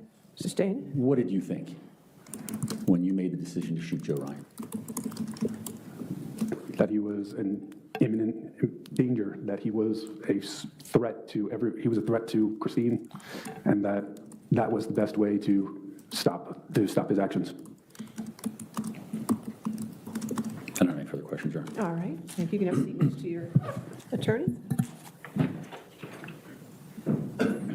Your next witness, Your Honor, I believe, the remote witness, is that I heard the remote witness. the remote witness? All right. I haven't communicated with him per the No, court's he order. was prepared to be between 2:30 and 3, so he should be fine. So let's just get him, it just might take a minute or two. Yes, thank you.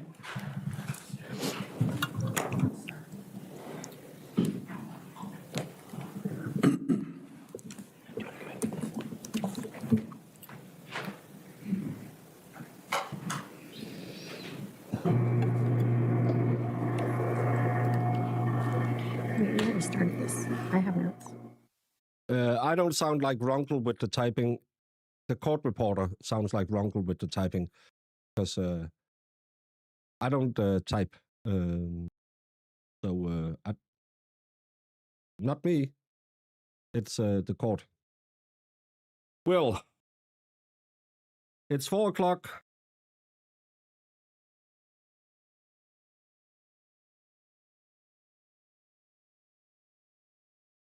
Any chance that they're coming back? Is there any rumors on the Google Doc?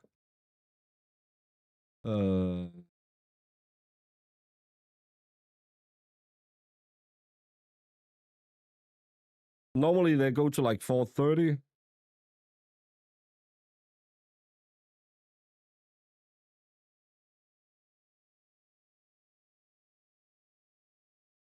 Oh, it's the prosecutor that's typing. Yeah, it's not me. I don't want to wait till tomorrow. No, but I don't want to stay up for another hour for nothing. I'm sorry, because I'm a little pissed off on myself.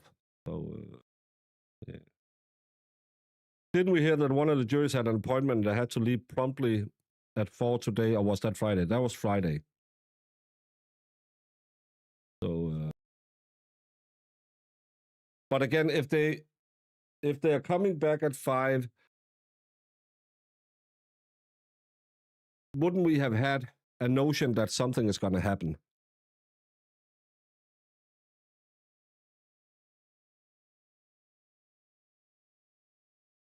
And that guy is... Don't want to listen to that guy. Well, we'll listen to this guy. Who's this guy? Oh, he's the one with the weird voice. I don't want to listen to him. Let's listen to his co-worker. TRICK-SMIT. No look on my face. I know it's not my fault, but I am very, very self-critical, and I'll probably be sitting for a couple of hours trying to figure out what the hell. Also, how do I feed the YouTube feed in so it's clean? Trust me, I am very, very angry. Thank you. You can pull the mic just a little bit closer to you. Thank you. Do you know Mr. Banfield? I do. Okay, and in what capacity? I'm a special agent with Irish Criminal Investigation, and Mr. Banfield was previously employed with Irish Criminal Investigation at my office in Vienna, Virginia. Directing your attention to February 23rd and 24th of 2024, in that time period, was he your direct supervisee? 2023? I'm sorry, 2023. Yes, on February 24th, 2023, I was the acting supervisory special agent for the Vienna Group. All right, and so did Mr. Banfield report to you? He did at that time, yes. All right. Was there anyone else that he reported to during that period of time? Julia Jones was the permanent supervisory special agent, but she was out of the country, and IRS practice is that someone is designated to be the acting supervisor when the supervisor is unavailable. So Right. in that particular time, I believe I was the acting supervisory special agent from February 15th through February 24th. Juliet returned on Monday, February 27th. All right. To your knowledge, was there a meeting scheduled between yourself or with Juliet and Mr. Banfield on the morning of February 24th, 2023? All right, leading, Sure. sustain the objection. Did you have any plans for the morning of February 24th, 2023? I did. I was in Baltimore on unrelated undercover operation on that morning. Were you scheduled to meet with Mr. Banfield? I was not. And again, I'm sorry, where was Juliet, his other supervisor? She was out of the country. Okay. Mr. Banfield testified that he was meeting with his manager. Is there another person that could have been? As you go up the management chain, we have an assistant special agent in charge. His name is David Meisenheimer, and we have a special agent in charge, Kareem Carter, and they were both in, I believe, Georgia at the time. Because Georgia State, not Virginia. correct. Georgia on my mind. Within your industry, is it commonplace to appear for career? Sure thing. All right, Stain? Stain? How does one dress in the IRS when they are approaching a business meeting that is imperative for their success and potential promotion? Well, we could say that when I have important meetings, I dress in a semi-formal or formal, like suit and tie, or at least, nice slacks and a shirt. Would jeans or tennis shoes be acceptable? I have never worn jeans or tennis or sneakers or tennis shoes for important meetings. You have to put your microphone on, Mr. Carroll. What's your objection? Objection to the relevance of this, he's indicating what he does. Overruled. All right, thank you. Did you speak with Mr. Banfield on the morning of February 24th, 2023? I did not. Okay. Were you surprised that he wasn't there at 8 o'clock? Again, I was in Baltimore, so I wasn't there, but I was surprised when I received the phone call indicating that Mr. Banfield had discharged his weapon and there were two deceased persons, which, as you would imagine, that triggered many responsibilities as the acting supervisory special agent too. Understood. Just Don't we just love the I watch TV witnesses? What was the name of that lady who killed her husband, had a lover, and all the kids were weird? They found him in a fire pit. I didn't cover that case. I covered the one where they found the husband under the fire pit. That was the one where Brandy Churchwell went to school with the friend of the killer, Shamer. She's the one where, hey, I'm Jimmy. That's from that case. I think after this witness, I think you need to have food, rest, and look at this in the morning. You're still ill and you'll make yourself worse. Well, I don't need food. I have had my dinner at 6, so no food before bed. But I will be tossing and turning in bed all night. There won't be a night stream, most likely. I said that yesterday too, and then I made a night stream.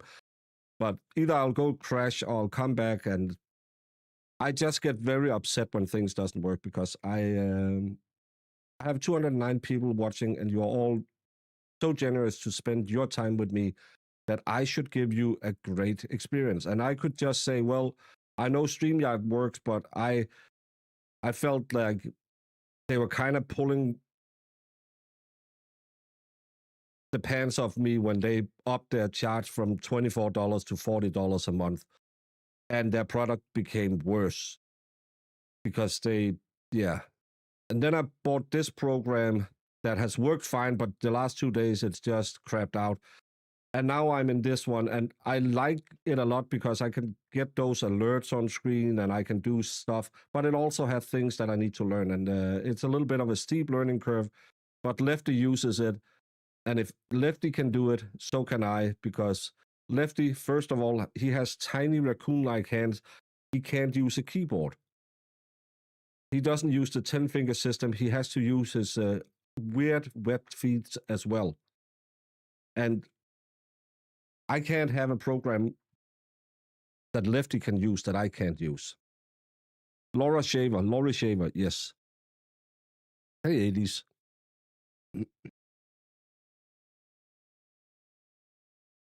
Well, I know we got it working again, and I might have accidentally ended the other stream, but yes, I scrambled. Everything was working. We are back.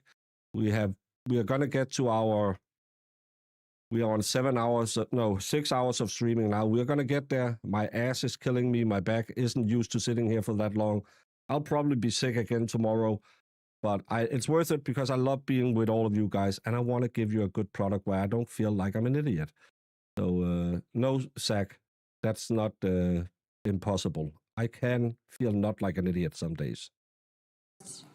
As a law enforcement professional trained by the IRS, do you share your gun safe code with your family members? Objection, Your Honor, it's not relevant and it's All right, needed. sustain the objection. All right, thank you. Nothing further. Please answer any questions council might have for you. Cross-examining. Oh, big hat. Love you too. Venus, we don't know. It's 8 hours. No, it's 6.5 hours now, because Lorne and Krim hasn't cut out the lunch breaks. They're not allowed to deliberate over lunch. So 6 hours. Normally, I say 4 to 6 hours is where I would expect a case like this to land. But they had a lot of charges, and I don't know. But yeah, I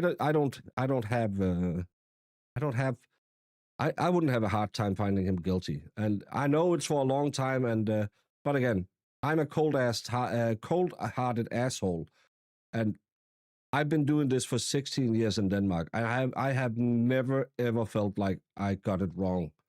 I know Sue feels like she gets it wrong all the time because she is wrong all the time, but I've never had that.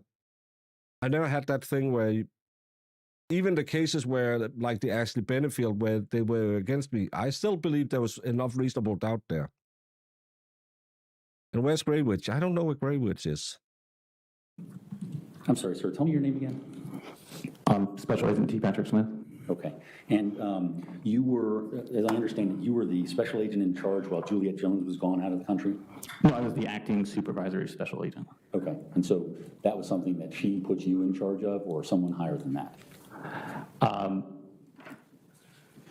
I believe she was able to designate, but I would have to check for sure. But I'm sure she had upper management approval for who she designated as the acting supervisory special agent. Okay, so so you said something like what happened where he discharged his firearm. Krista, thank you so much.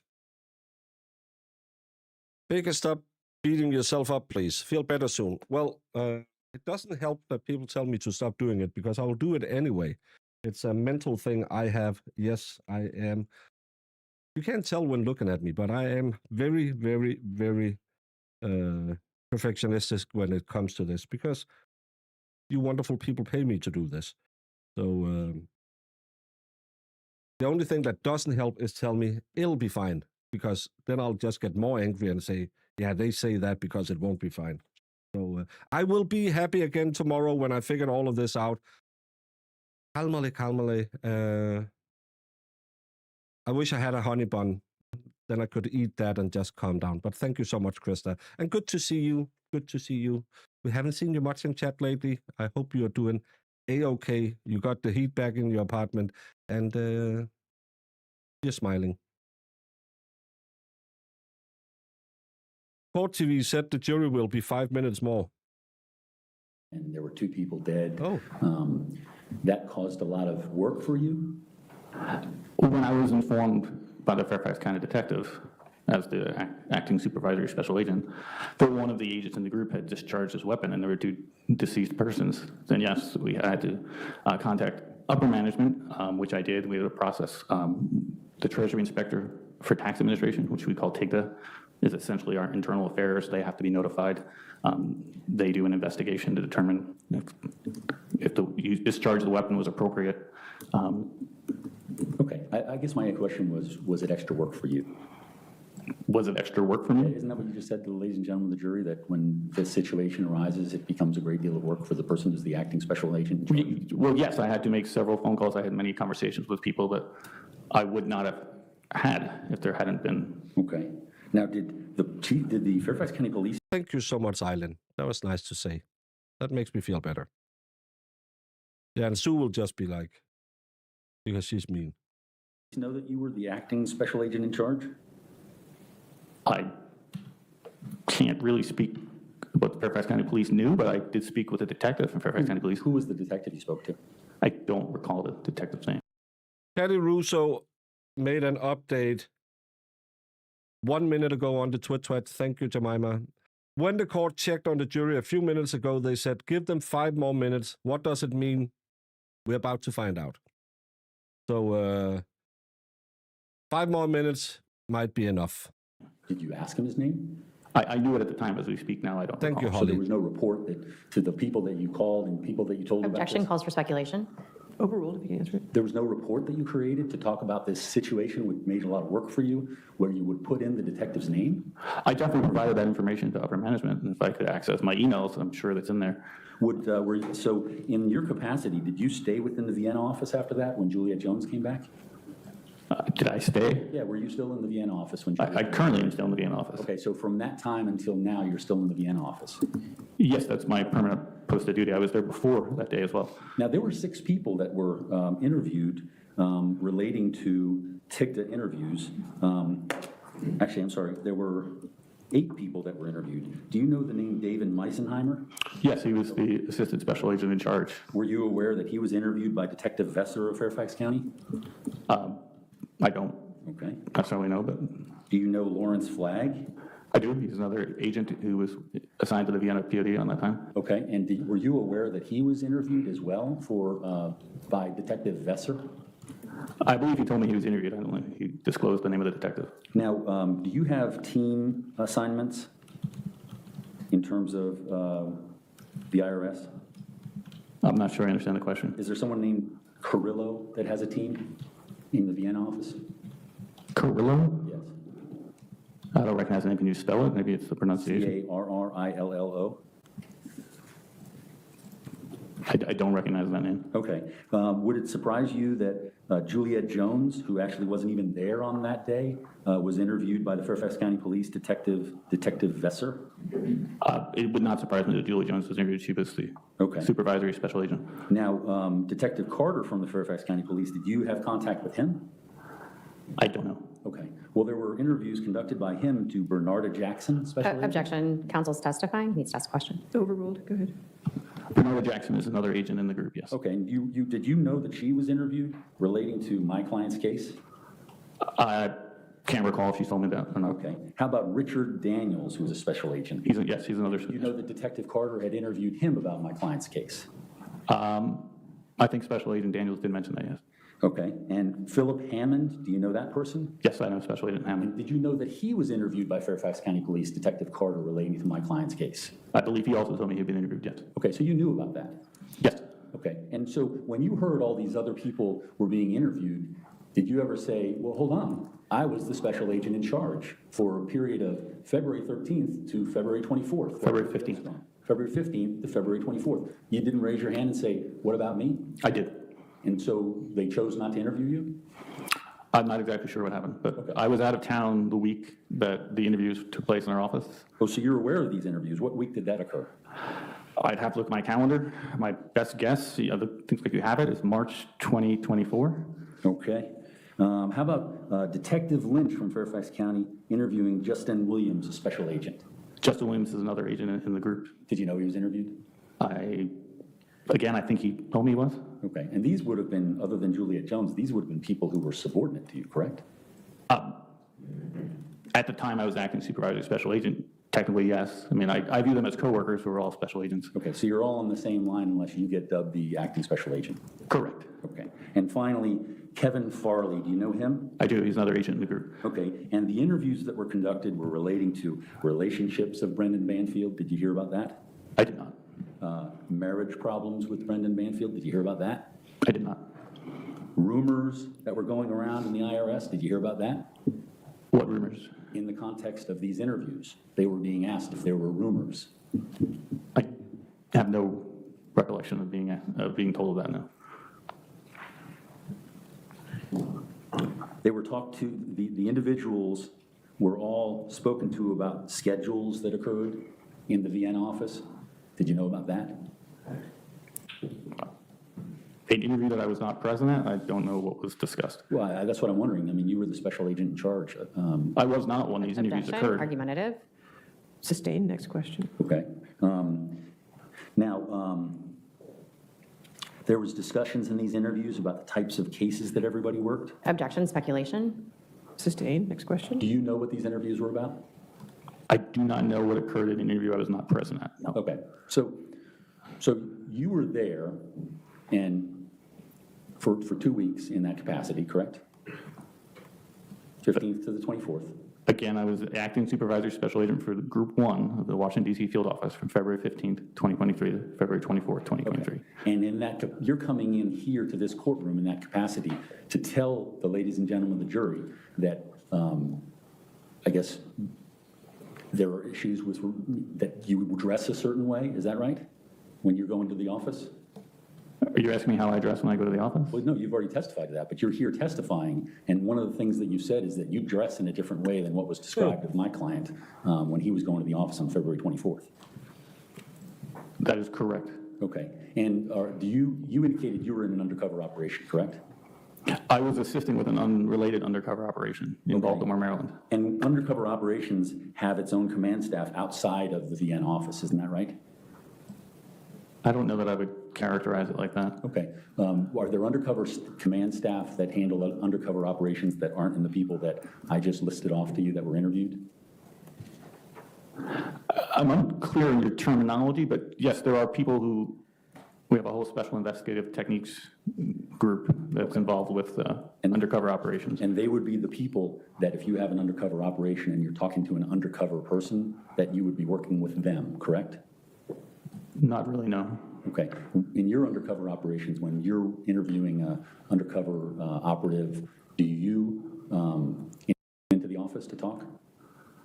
I don't interview undercover agents. I'm confused. I'm a lead tech agent for the Washington DC field office. So the traditional undercover operation where they get wired up and they have equipment and they're covertly recorded, that is my job. So I'm involved with that and then preserving for the chain of custody the evidence that's obtained during that meeting. What about undercover operations that deal with other issues, relating to IRS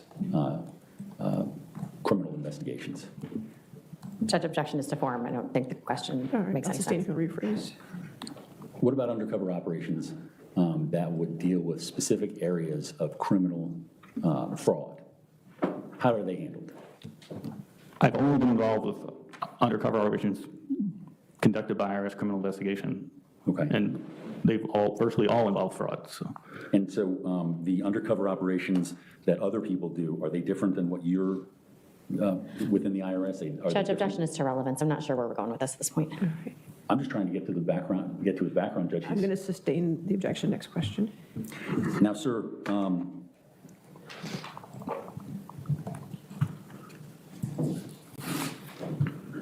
would you have known where Lawrence Flagg was on the 24th of February, 2023?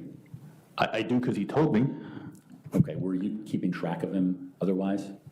Yes, we were in regular contact throughout that day. Okay, and that was because of the incident that occurred at the Banfield house, correct? Correct. Prior to the incident happening, would you have been in contact with Lawrence Flagg on a regular basis? Can you define regular basis? Well, you tell me, how often do you have contact with him? He's an agent in the group. As a regular agent in the group, I would see him probably whenever we were both in the office. As a supervisor, I would have contact with him as needed. And so how many times did you have contact with him as a supervisor during that week? I cannot recall the days before Court TV has a verdict. Court TV has a verdict. Okay.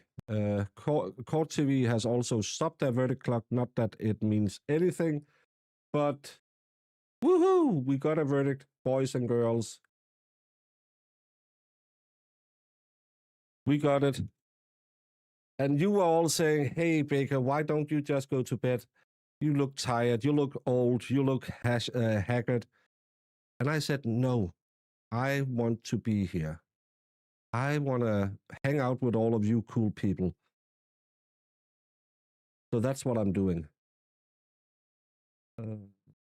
Close this window and then do this one and then go to the Discord and share it and say this one and muffin tips. Verdict. Woohoo!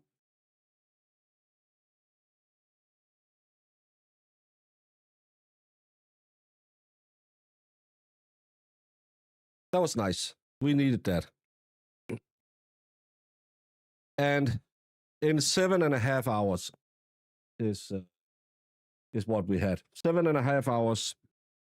Baker, you look Scandinavian to me, like me. Thank you, Courtney. Oh, Food Fairy, you are the bestest. Day 7. When Dave and Lefty is meeting at the Canadian border, go stand between them. I don't sound like Jen McCabe. I guessed 1 hour of delib for every day of testimony. They had 11 days, I think. So that's a little off. 7 hours too long. 4-6 hours is normally where I would have put a case like this. Oh, we get the verdict at 5 p.m. Did they say that it's in at 5?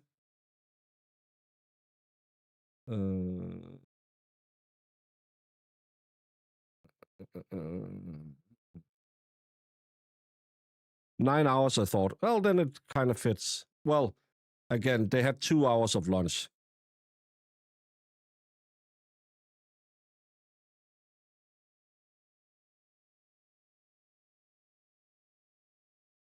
My DNA test I got for me said I'm Scandinavian too. Oh.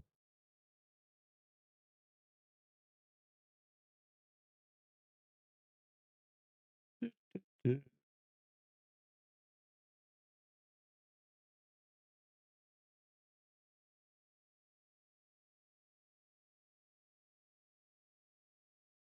haven't done a poll all day.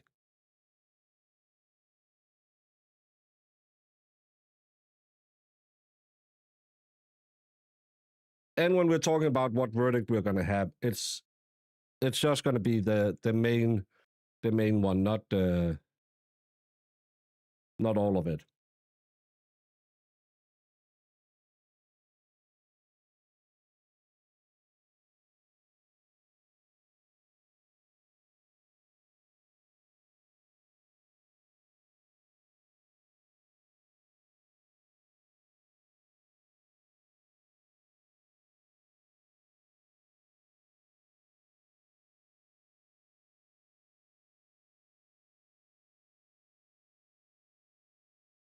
"25 minutes from now."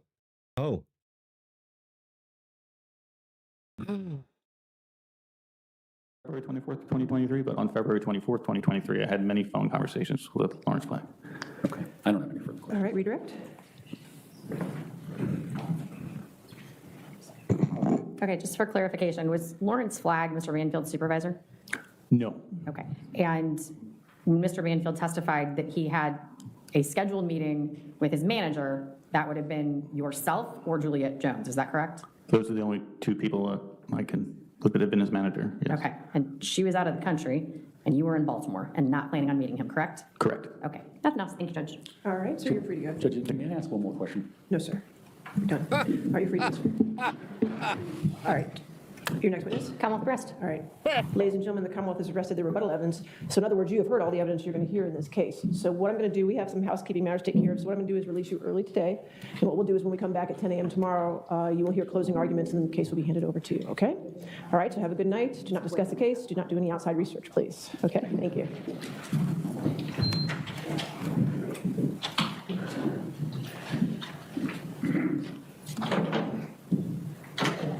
Let's pull up. You know which counts for striking.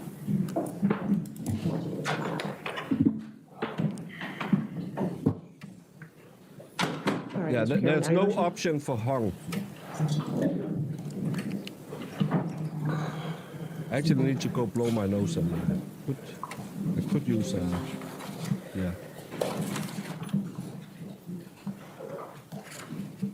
And I get reports that my hyperlinks doesn't work. I'll try and fix that as well. Thank you so much for growing pains. I will get as much of this fixed as I can. So, but thank you for making me aware of it.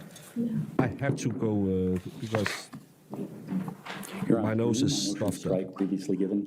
In addition, Right, just, thank you. I'd renew my motion to strike previously given at the light most favorable of the Commonwealth, expecting that evidence would come to light regarding the investigations in this case. It would come to light regarding anything that would appear other than the co-defendant, who has every possible incentive to tell the story that the Commonwealth has asked her to tell. Once again, not in the light most favorable of the Commonwealth, we're here at the end of the evidence. The testimony by the co-defendant, who appears to tie everything together for the Commonwealth, essentially was a story that when pushed and questioned, couldn't do anything but say, I don't know. And in fact, at one point, as I asked questions regarding details, and as we know from listening to the lengthy evidence relating to digital forensics, the lengthy evidence relating to blood stain pattern analysis, these require details. And this Commonwealth's case is entirely devoid of details. You've heard from many detectives who were in the defense case, specifically Detective Miller, who was their expert, the expert that they chose not to use. And in that, he indicates that the data, he still stands by the data relating to his executive summary. The only thing that changes is that Juliana Peres Magalhães decided to come forward. Once again, if someone's coming forward, there has to be some sort of way to test their knowledge, test their timing, test by the dates that are crucial to this case. And in every, despite the fact she walked through with the Commonwealth, whatever the story was going to be, she couldn't answer any other questions, or she wouldn't answer any other questions. Judge, with all due respect, it was my position, and we did it. We put on the evidence through the Commonwealth's witnesses, and many of them are in absolute conflict with what she said. This whole entire case rests on her testimony, and rests on her testimony relating to the timing of her trial, the timing of her the health illness, the timing of Brendan's arrest, and the timing of her feeling like she lost the ability to defend herself because of whatever she says about her lawyer. I'm not saying that's true, but it was certainly something that she was thinking of. In fact, we saw numerous messages where she talks about almost giving up hope, because if he asks for another continuance, then I don't know what I'm going to do. And so, Your Honor, given all of those facts, and no longer in the light most favorable of the Commonwealth, I'd respectfully suggest that Your Honor strike this case. In addition, the motion to dismiss relating to NAPU, it still even more so relies upon what I believe to be testimony that's not truthful and can be shown and has been shown to be not truthful in numerous ways. And I'd respectfully ask that you consider the motion to dismiss. All right, thank you, sir. Yes, ma'am? Your Honor, in the light most favorable of the Commonwealth, we have met our burden. It's appropriate that the case be submitted to the jury. Thank you. All right. Well, in this matter, not weighing the evidence, but the evidence that's before the court, there is a scintilla of evidence for each of the counts. There's 5 counts in 2024-666, and there's 2 counts in 2024-873, and there is evidence that can go forward to the jury. The weight that they put on it at that time is up to them. And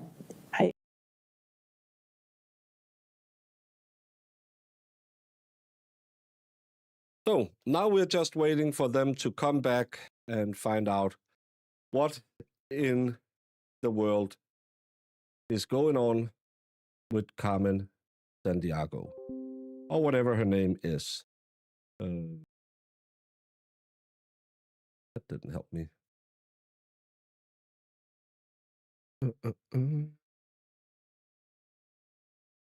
I can't fathom 12 people finding him not guilty. O-line, I'm with you.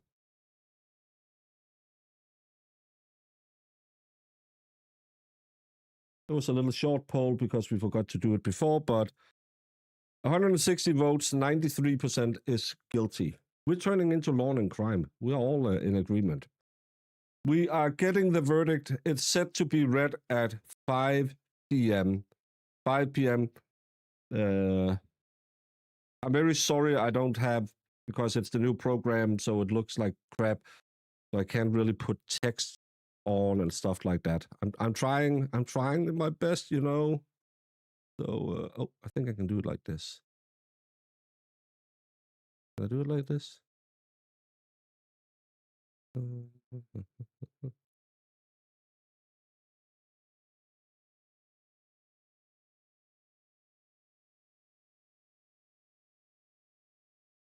How bad does this look? Oh, that's going to be too big.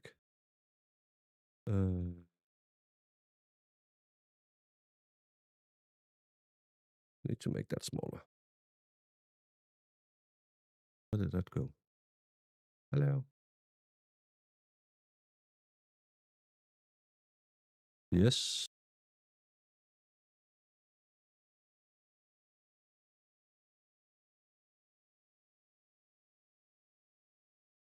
Oh.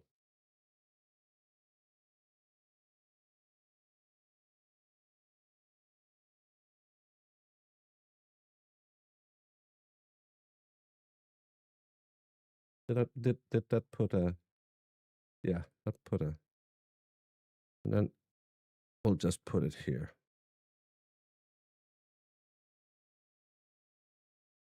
Would you interview a juror if they wanted to speak?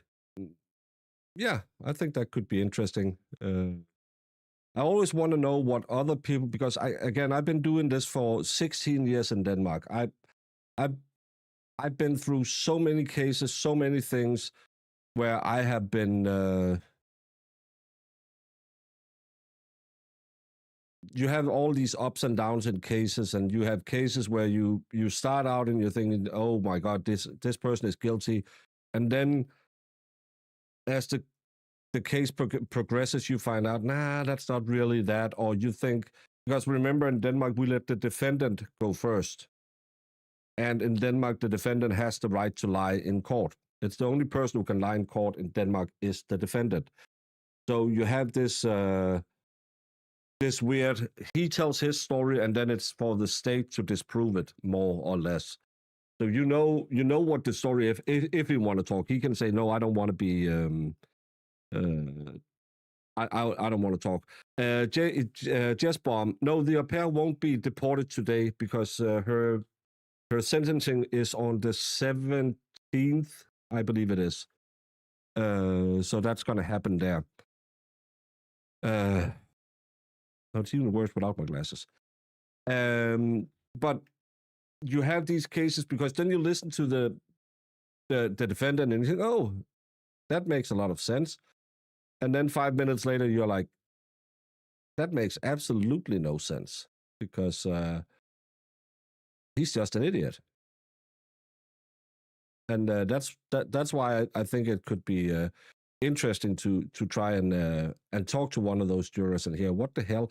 I was trying for a long time to get Paula on, juror number 7, I think she was 13 in the Karen Reed case, but she said no. I wanna get away from it. I don't want to be here anymore.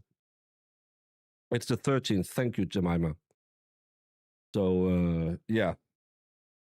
There was, in my opinion, less evidence for the guy we watched where his baby mama had some kind of seizure and was an addict, so I never trust the one.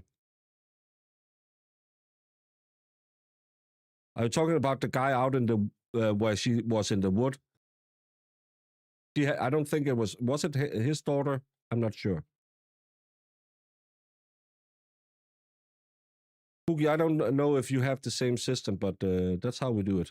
Courtney, you're home in perfect time because we have a verdict in 10 minutes time.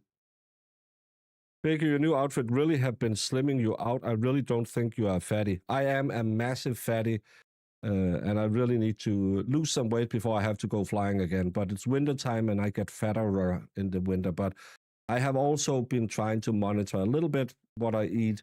Eat less, don't eat as much bad food, and try and keep a consistent diet. So thank you. If it works, it works. But I'm still way too big. But it's also because I'm just big. I'd love a poll on how many would take jury versus judge trial. That's an interesting.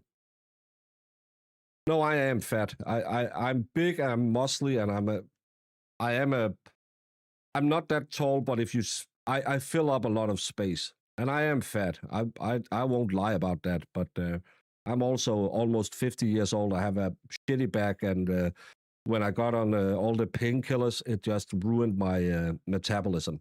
But I've been sick for 2 weeks. First, I had my bad back, and then I've been sick. But I did 30 minutes today on the treadmill. It was slow AF.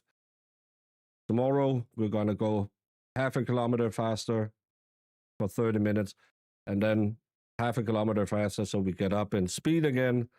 And then we're going to put up to an hour walking every day. And when I don't feel like shit, we start lifting again.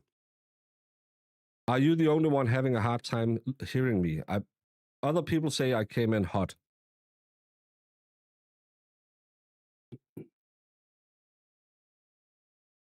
Do not hide your light under a bushel. Stop it. No, I am a big old fatty. My dad was fat. I'm fat. My mom was fat. But I'm also, as I say, I have a lot of muscle underneath all of it as well. I don't train for show. I train for power because I have my bad back, so I need to put so much muscle on me as I can to stabilize my spinal area. So that's why I still, at my advanced age, can leg press over 400 kilos. Yeah, thank you, Venus. Yeah, 1% better every day, and do your warm-ups. Well, I'm just slow walking it, so it's not. I need to get back to get the body moving because I had my back had seized up on me, and then I got sick right after yeah, that's yeah, that wasn't nice. But now I'm back, baby. And I think tomorrow we're going to half a kilometer faster, and then we're going to go to the steam room and sit in the steam room. Get some, yeah. I need to get back in go mode. I hate when he has long sleeves and deprive us of his arms. Can't see my arms anyway. They're below, yeah.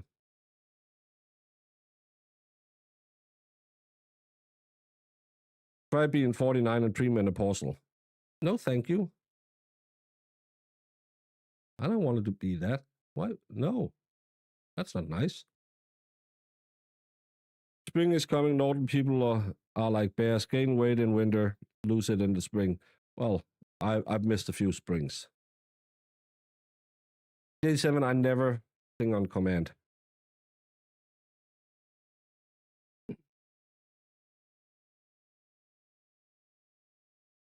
Technical defense, go bench trial. Yes, if you're gonna rely heavily on metadata and stuff like that, I would go bench trial.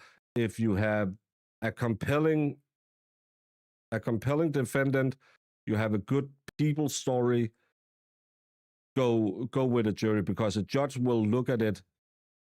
I always say court cases has nothing to do with the law. Court cases has everything to do with the jury.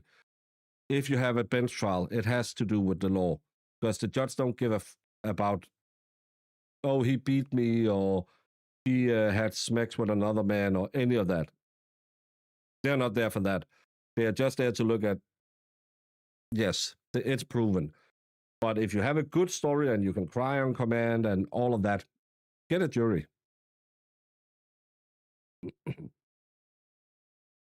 I didn't get a new mic. I just figured out that I was routing the wrong mic input into the program. So I fixed that problem, and I figured out how to put a text on screen also.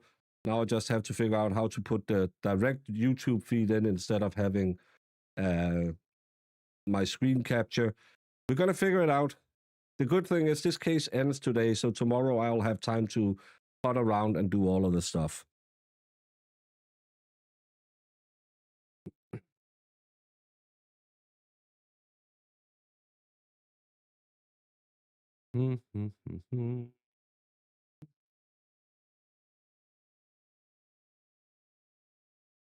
Yeah, and again, YouTube have made new improvements to their app. So if you get the Wheel of Death, this program should be more stable because it doesn't run off the internet. It runs from my computer directly to YouTube. So it should be more stable. That's why I bought a new computer also to get something, because StreamYard had so many mistakes. I thought it was the computer, but it's StreamYard. So now we're going to go with this one and see if I can figure that one out. And again, if Lefty can do it, so can I. My only problem is I really wish I have a hard time reading the chat because it's really small, even with my glasses on. Babe, you got what you need. Is Lefty in here? Yeah, Lefty's always here. You want to see how real streamers do it? Probably put it down in a lower resolution. Maybe I should get a fourth screen and just have it so I can read chat on that one. Got what I need. Bum, bum, bum. I think this is a clear guilty verdict for a jury. To me, the surprise will be whether the judge sticks to the plea deal, recommended time of serve for Juliana. Is it the same judge for her sentencing? I don't believe so. I don't believe that's the same judge. All the creators seem to have hard times reading the chat. You all seem to hate it. In StreamYard, it's really easy.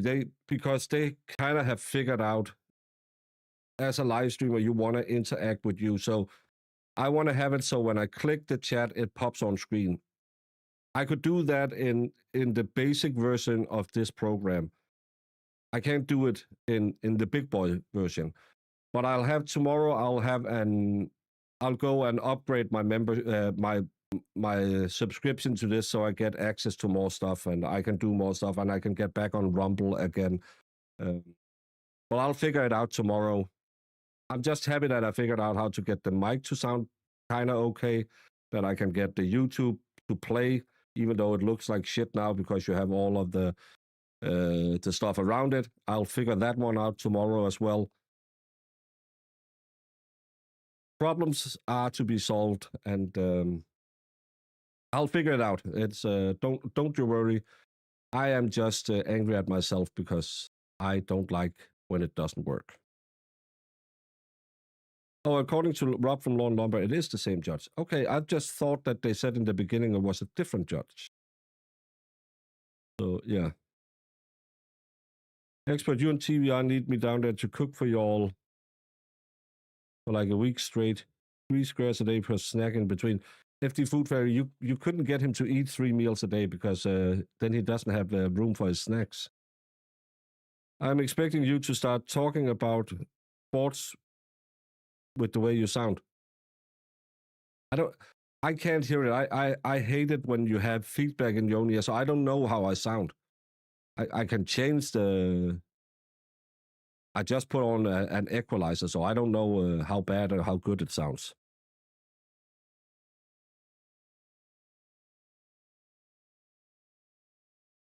The answer is StreamYard. Yeah, but the answer is also I'm very much against their pricing policies. And StreamYard is also a shitty product because I had so many hiccups with it. And it seems to be trying to be like a TikTok platform. I can change my equalizer to this. I don't know if that sounds any different at your end. But yeah, that's how we sound now. Rosemary, verdict at 5 p.m. So 3 minutes, 3 minutes. How is the judge this trial? I like her, and Deb, we heard her. She has been great. She has been signaling to the defense a lot of times, come on now, you're wasting everyone's time. And in the end, she just said, the wheels are coming off. You have to get this back on track.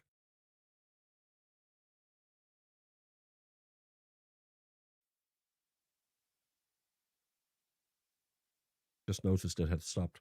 Sorry. Well, good thing I noticed it before 5 o'clock. I could make pixie stick ice cream for the expert. Don't do that. I just seem a bit further away. I think I can do something about that as well. It's probably better this way, but it's all in the new stuff. We'll figure it out, everyone. Everyone will figure it out. Few more minutes. It is better. Okay. Okay.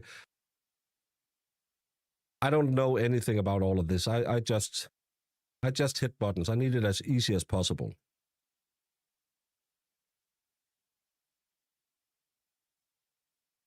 The clerk was working overtime to fix the defense attorney's screw-ups. That will get most judges really mad at you because they respect their hardworking staff. Yes. The big problem in all of this is he was so underprepared. He didn't know what the state's exhibit numbers was that he used. He didn't know what his own exhibit numbers. So at some points he just said, and I just want to remind you, it's your job to make sure that all the numbers are in order. I don't know how much he has practiced it. He was really bad. He was really bad.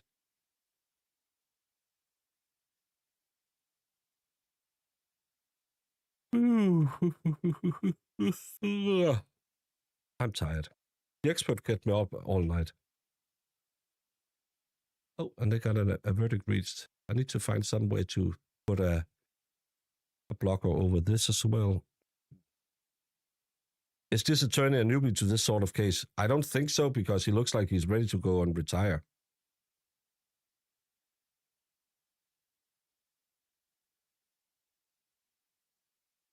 Oh, I can't wait to get out of here. Going from not streaming to streaming. I did 2 hours on my own, then 4 hours with Emily, and then 2 hours with the expert. And now we have done, I think we're combined at 6 hours now. 7 hours today. So how many hours are that? That's 9. That's 13. 15 hours and 24 hours. That's, yeah. Ugh. Hey, Opal Gypsy, you are just up in time for the verdict.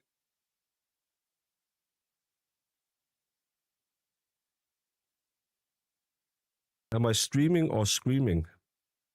I don't know why other people said I was too low, and you have a problem with me being too hot in the mic.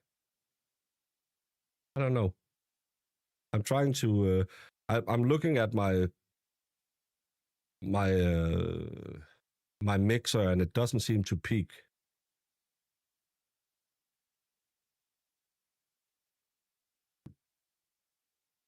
Sucks to feel like crap. Healing vibes sent your way. Thank you so much. But it's just like I did with the gym today, where I think, okay, I'm 75% there. I'll just turn it up to 110, and my body will catch up. And then I'll spend 2 days feeling like crap. Please be seated and come to order. Do you swear firm to accurately take and transcribe the proceedings in this case to the best of your ability under penalty of law? Thank you. All right, I understand. You can be seated. Thank you. I understand we have a verdict. Are we ready for the jury? Yes, ma'am. All right. Ladies and gentlemen, just a reminder that I cannot tolerate any outbursts in the courtroom at the time of the verdict reading, please. Thank you.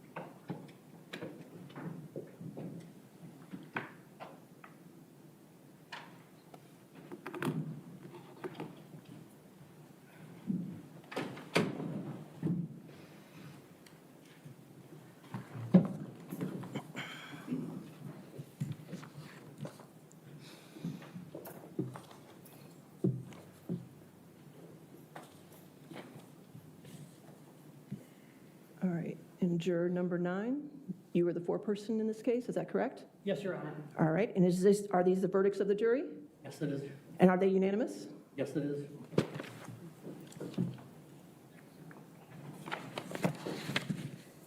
In criminal case number FE 2024-666, count 1, we, the jury, on the issue join in the case of the Commonwealth of Virginia versus Brendan Robert Banfield, defendant, find the defendant guilty of aggravated murder of Joseph Ryan and Christine Banfield as part of the same act or transaction.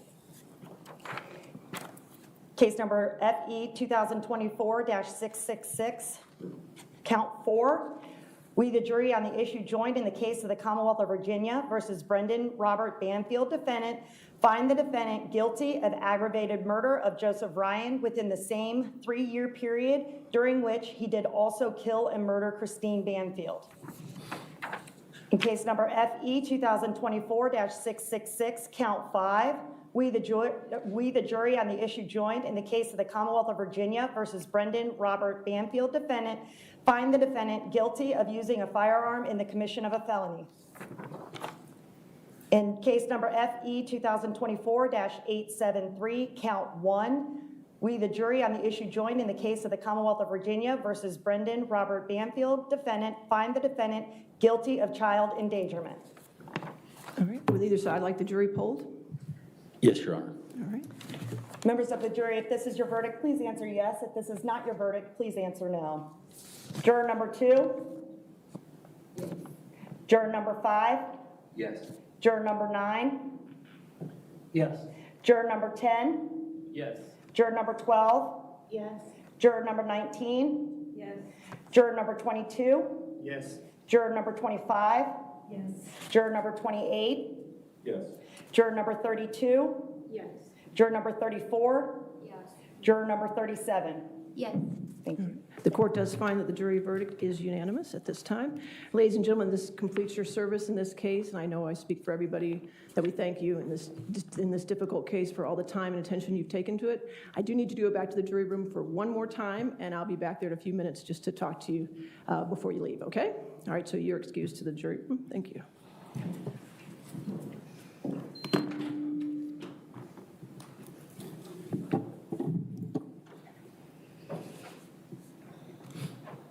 So, I just looked up. Life imprisonment without the possibility on parole is mandatory in most cases because they don't have the DP anymore. So he can get... Oh shit, I forgot to put myself on. Mr. Banfield, in accordance with the jury verdict, I do find you guilty of aggravated murder on count 1 of 2024-666, and also count 4 of 2024-666, and count 5, commission of a felony with a firearm of 2024-666. Also, on count 1 of 873 of child endangerment, I do find you guilty as found by the jury. Do you wish to have a pre-sentence investigation report, Mr. Carroll? Yes, Your Honor. All right, I'll order a pre-sentence investigation report for this case. What date did you want to set this for? I don't know what dates you would have available. Wait, I could set it for, do you plan to have victim impact statements, I Yes, ma'am, assume, yes. and testimony? I mean, I could put it on, well, any day before July 1st. Understood. I'm retired then, so let's pick, Oh, she's retiring. is April far enough for you, Mr. Carroll? Your Honor, may I just look at my schedule? Sure. Would there be a particular day? April 17th is my sentencing day. Okay. Judge, that is the one day in April we would not. Can't do, okay. Well, we can make it a different date in April. I mean, I do have March 20th, but that might be too quick.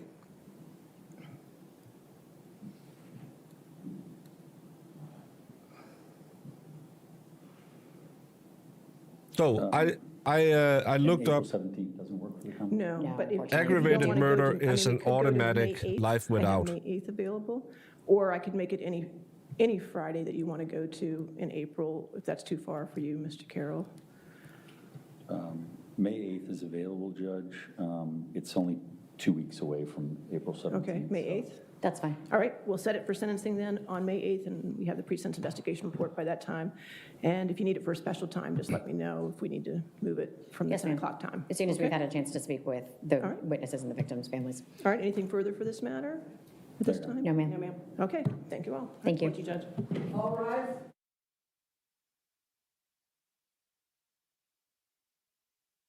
Did I do it right this time? Oh, I have to go in studio mode. Yes, I did it right. Woohoo! I'm smart, I think. I think you can see me now. And I'm in the right room. Yeah. I looked it up. Aggravated murder is an automatic life sentencing. And the firearm is whoop, whoop, whoop.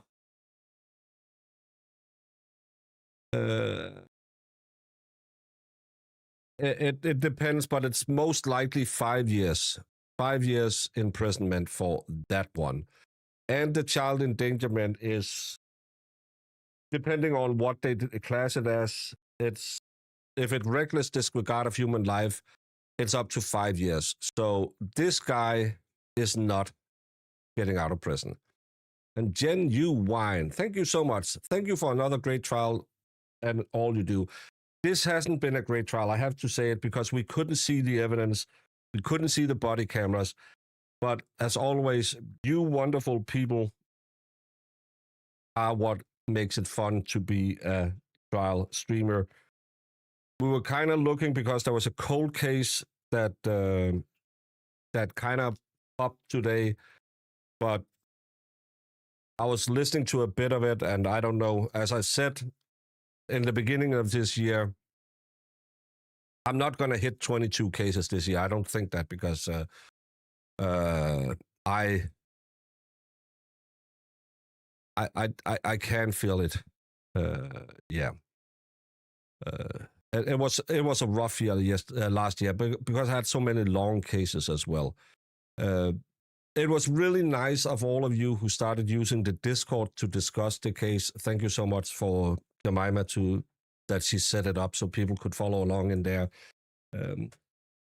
Just like I said yesterday on MLEC, the good thing about YouTube is the community that we built.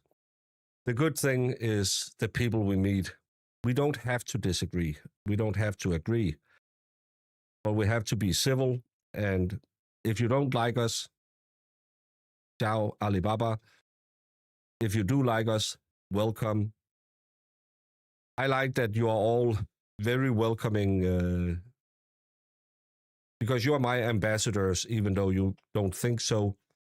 And you're always very kind to new people. We had Mildly Pretty was very active earlier today. He's been in and out a little bit. Nice to see people back. And it's just nice. Also, the new people who come in because of all the other stuff we do, and then they come in and say, oh, it's a nice club to hang out in. The Georgia one, that seems like a shit show. I'm going to look at it and see how much better it is. But I'm still, I'm not 100%. I have to be honest with myself as well, because I just want to, no, I'll fix it, and I'll just be worse after it. But it's because of you I do it, because without you, I would just be in my bed listening to it while I read a book or something else. But I love hanging out with all of you people, and I love that we have this community, even in a day where we have been going for 7 hours with no content other than watching something you all watched before. I had a shit experience with my my program. You people were so nice that you stuck around, and you accepted that I get very tunnel vision when I go into problem-solving mode, and I didn't talk to you for half an hour, and thank you so much. And sorry to those of you I snapped a little bit about, because, yeah, I knew I had a problem, and I fucking tried to fix it. Fuck it. You are always amazing peoples. And now I have to figure out how you end a program on this channel. I think I hit this one, maybe? I'm Jimmy. How y'all doing? I know English is your second language, but you don't word It's your my questions third, carefully. but I'm still better at it than you. You are The most important people in this case that everybody seems to have forgotten in this room is the No, I forgot to set up. I have to send you somewhere as well. I have to figure out, because I have to end it over on YouTube as well. Good thing it didn't run out. Who is live right now? Let's do an update. Who's live? Oh, we can send you over here. I haven't sent people over here before. Say hello to my new friends over on the new podcast. I'm Jimmy. How y'all doing? I know English is your second language, but you don't word It's the my questions third, carefully. but I'm still better at it than you. You are The most important people in this case that everybody seems to have forgotten in this room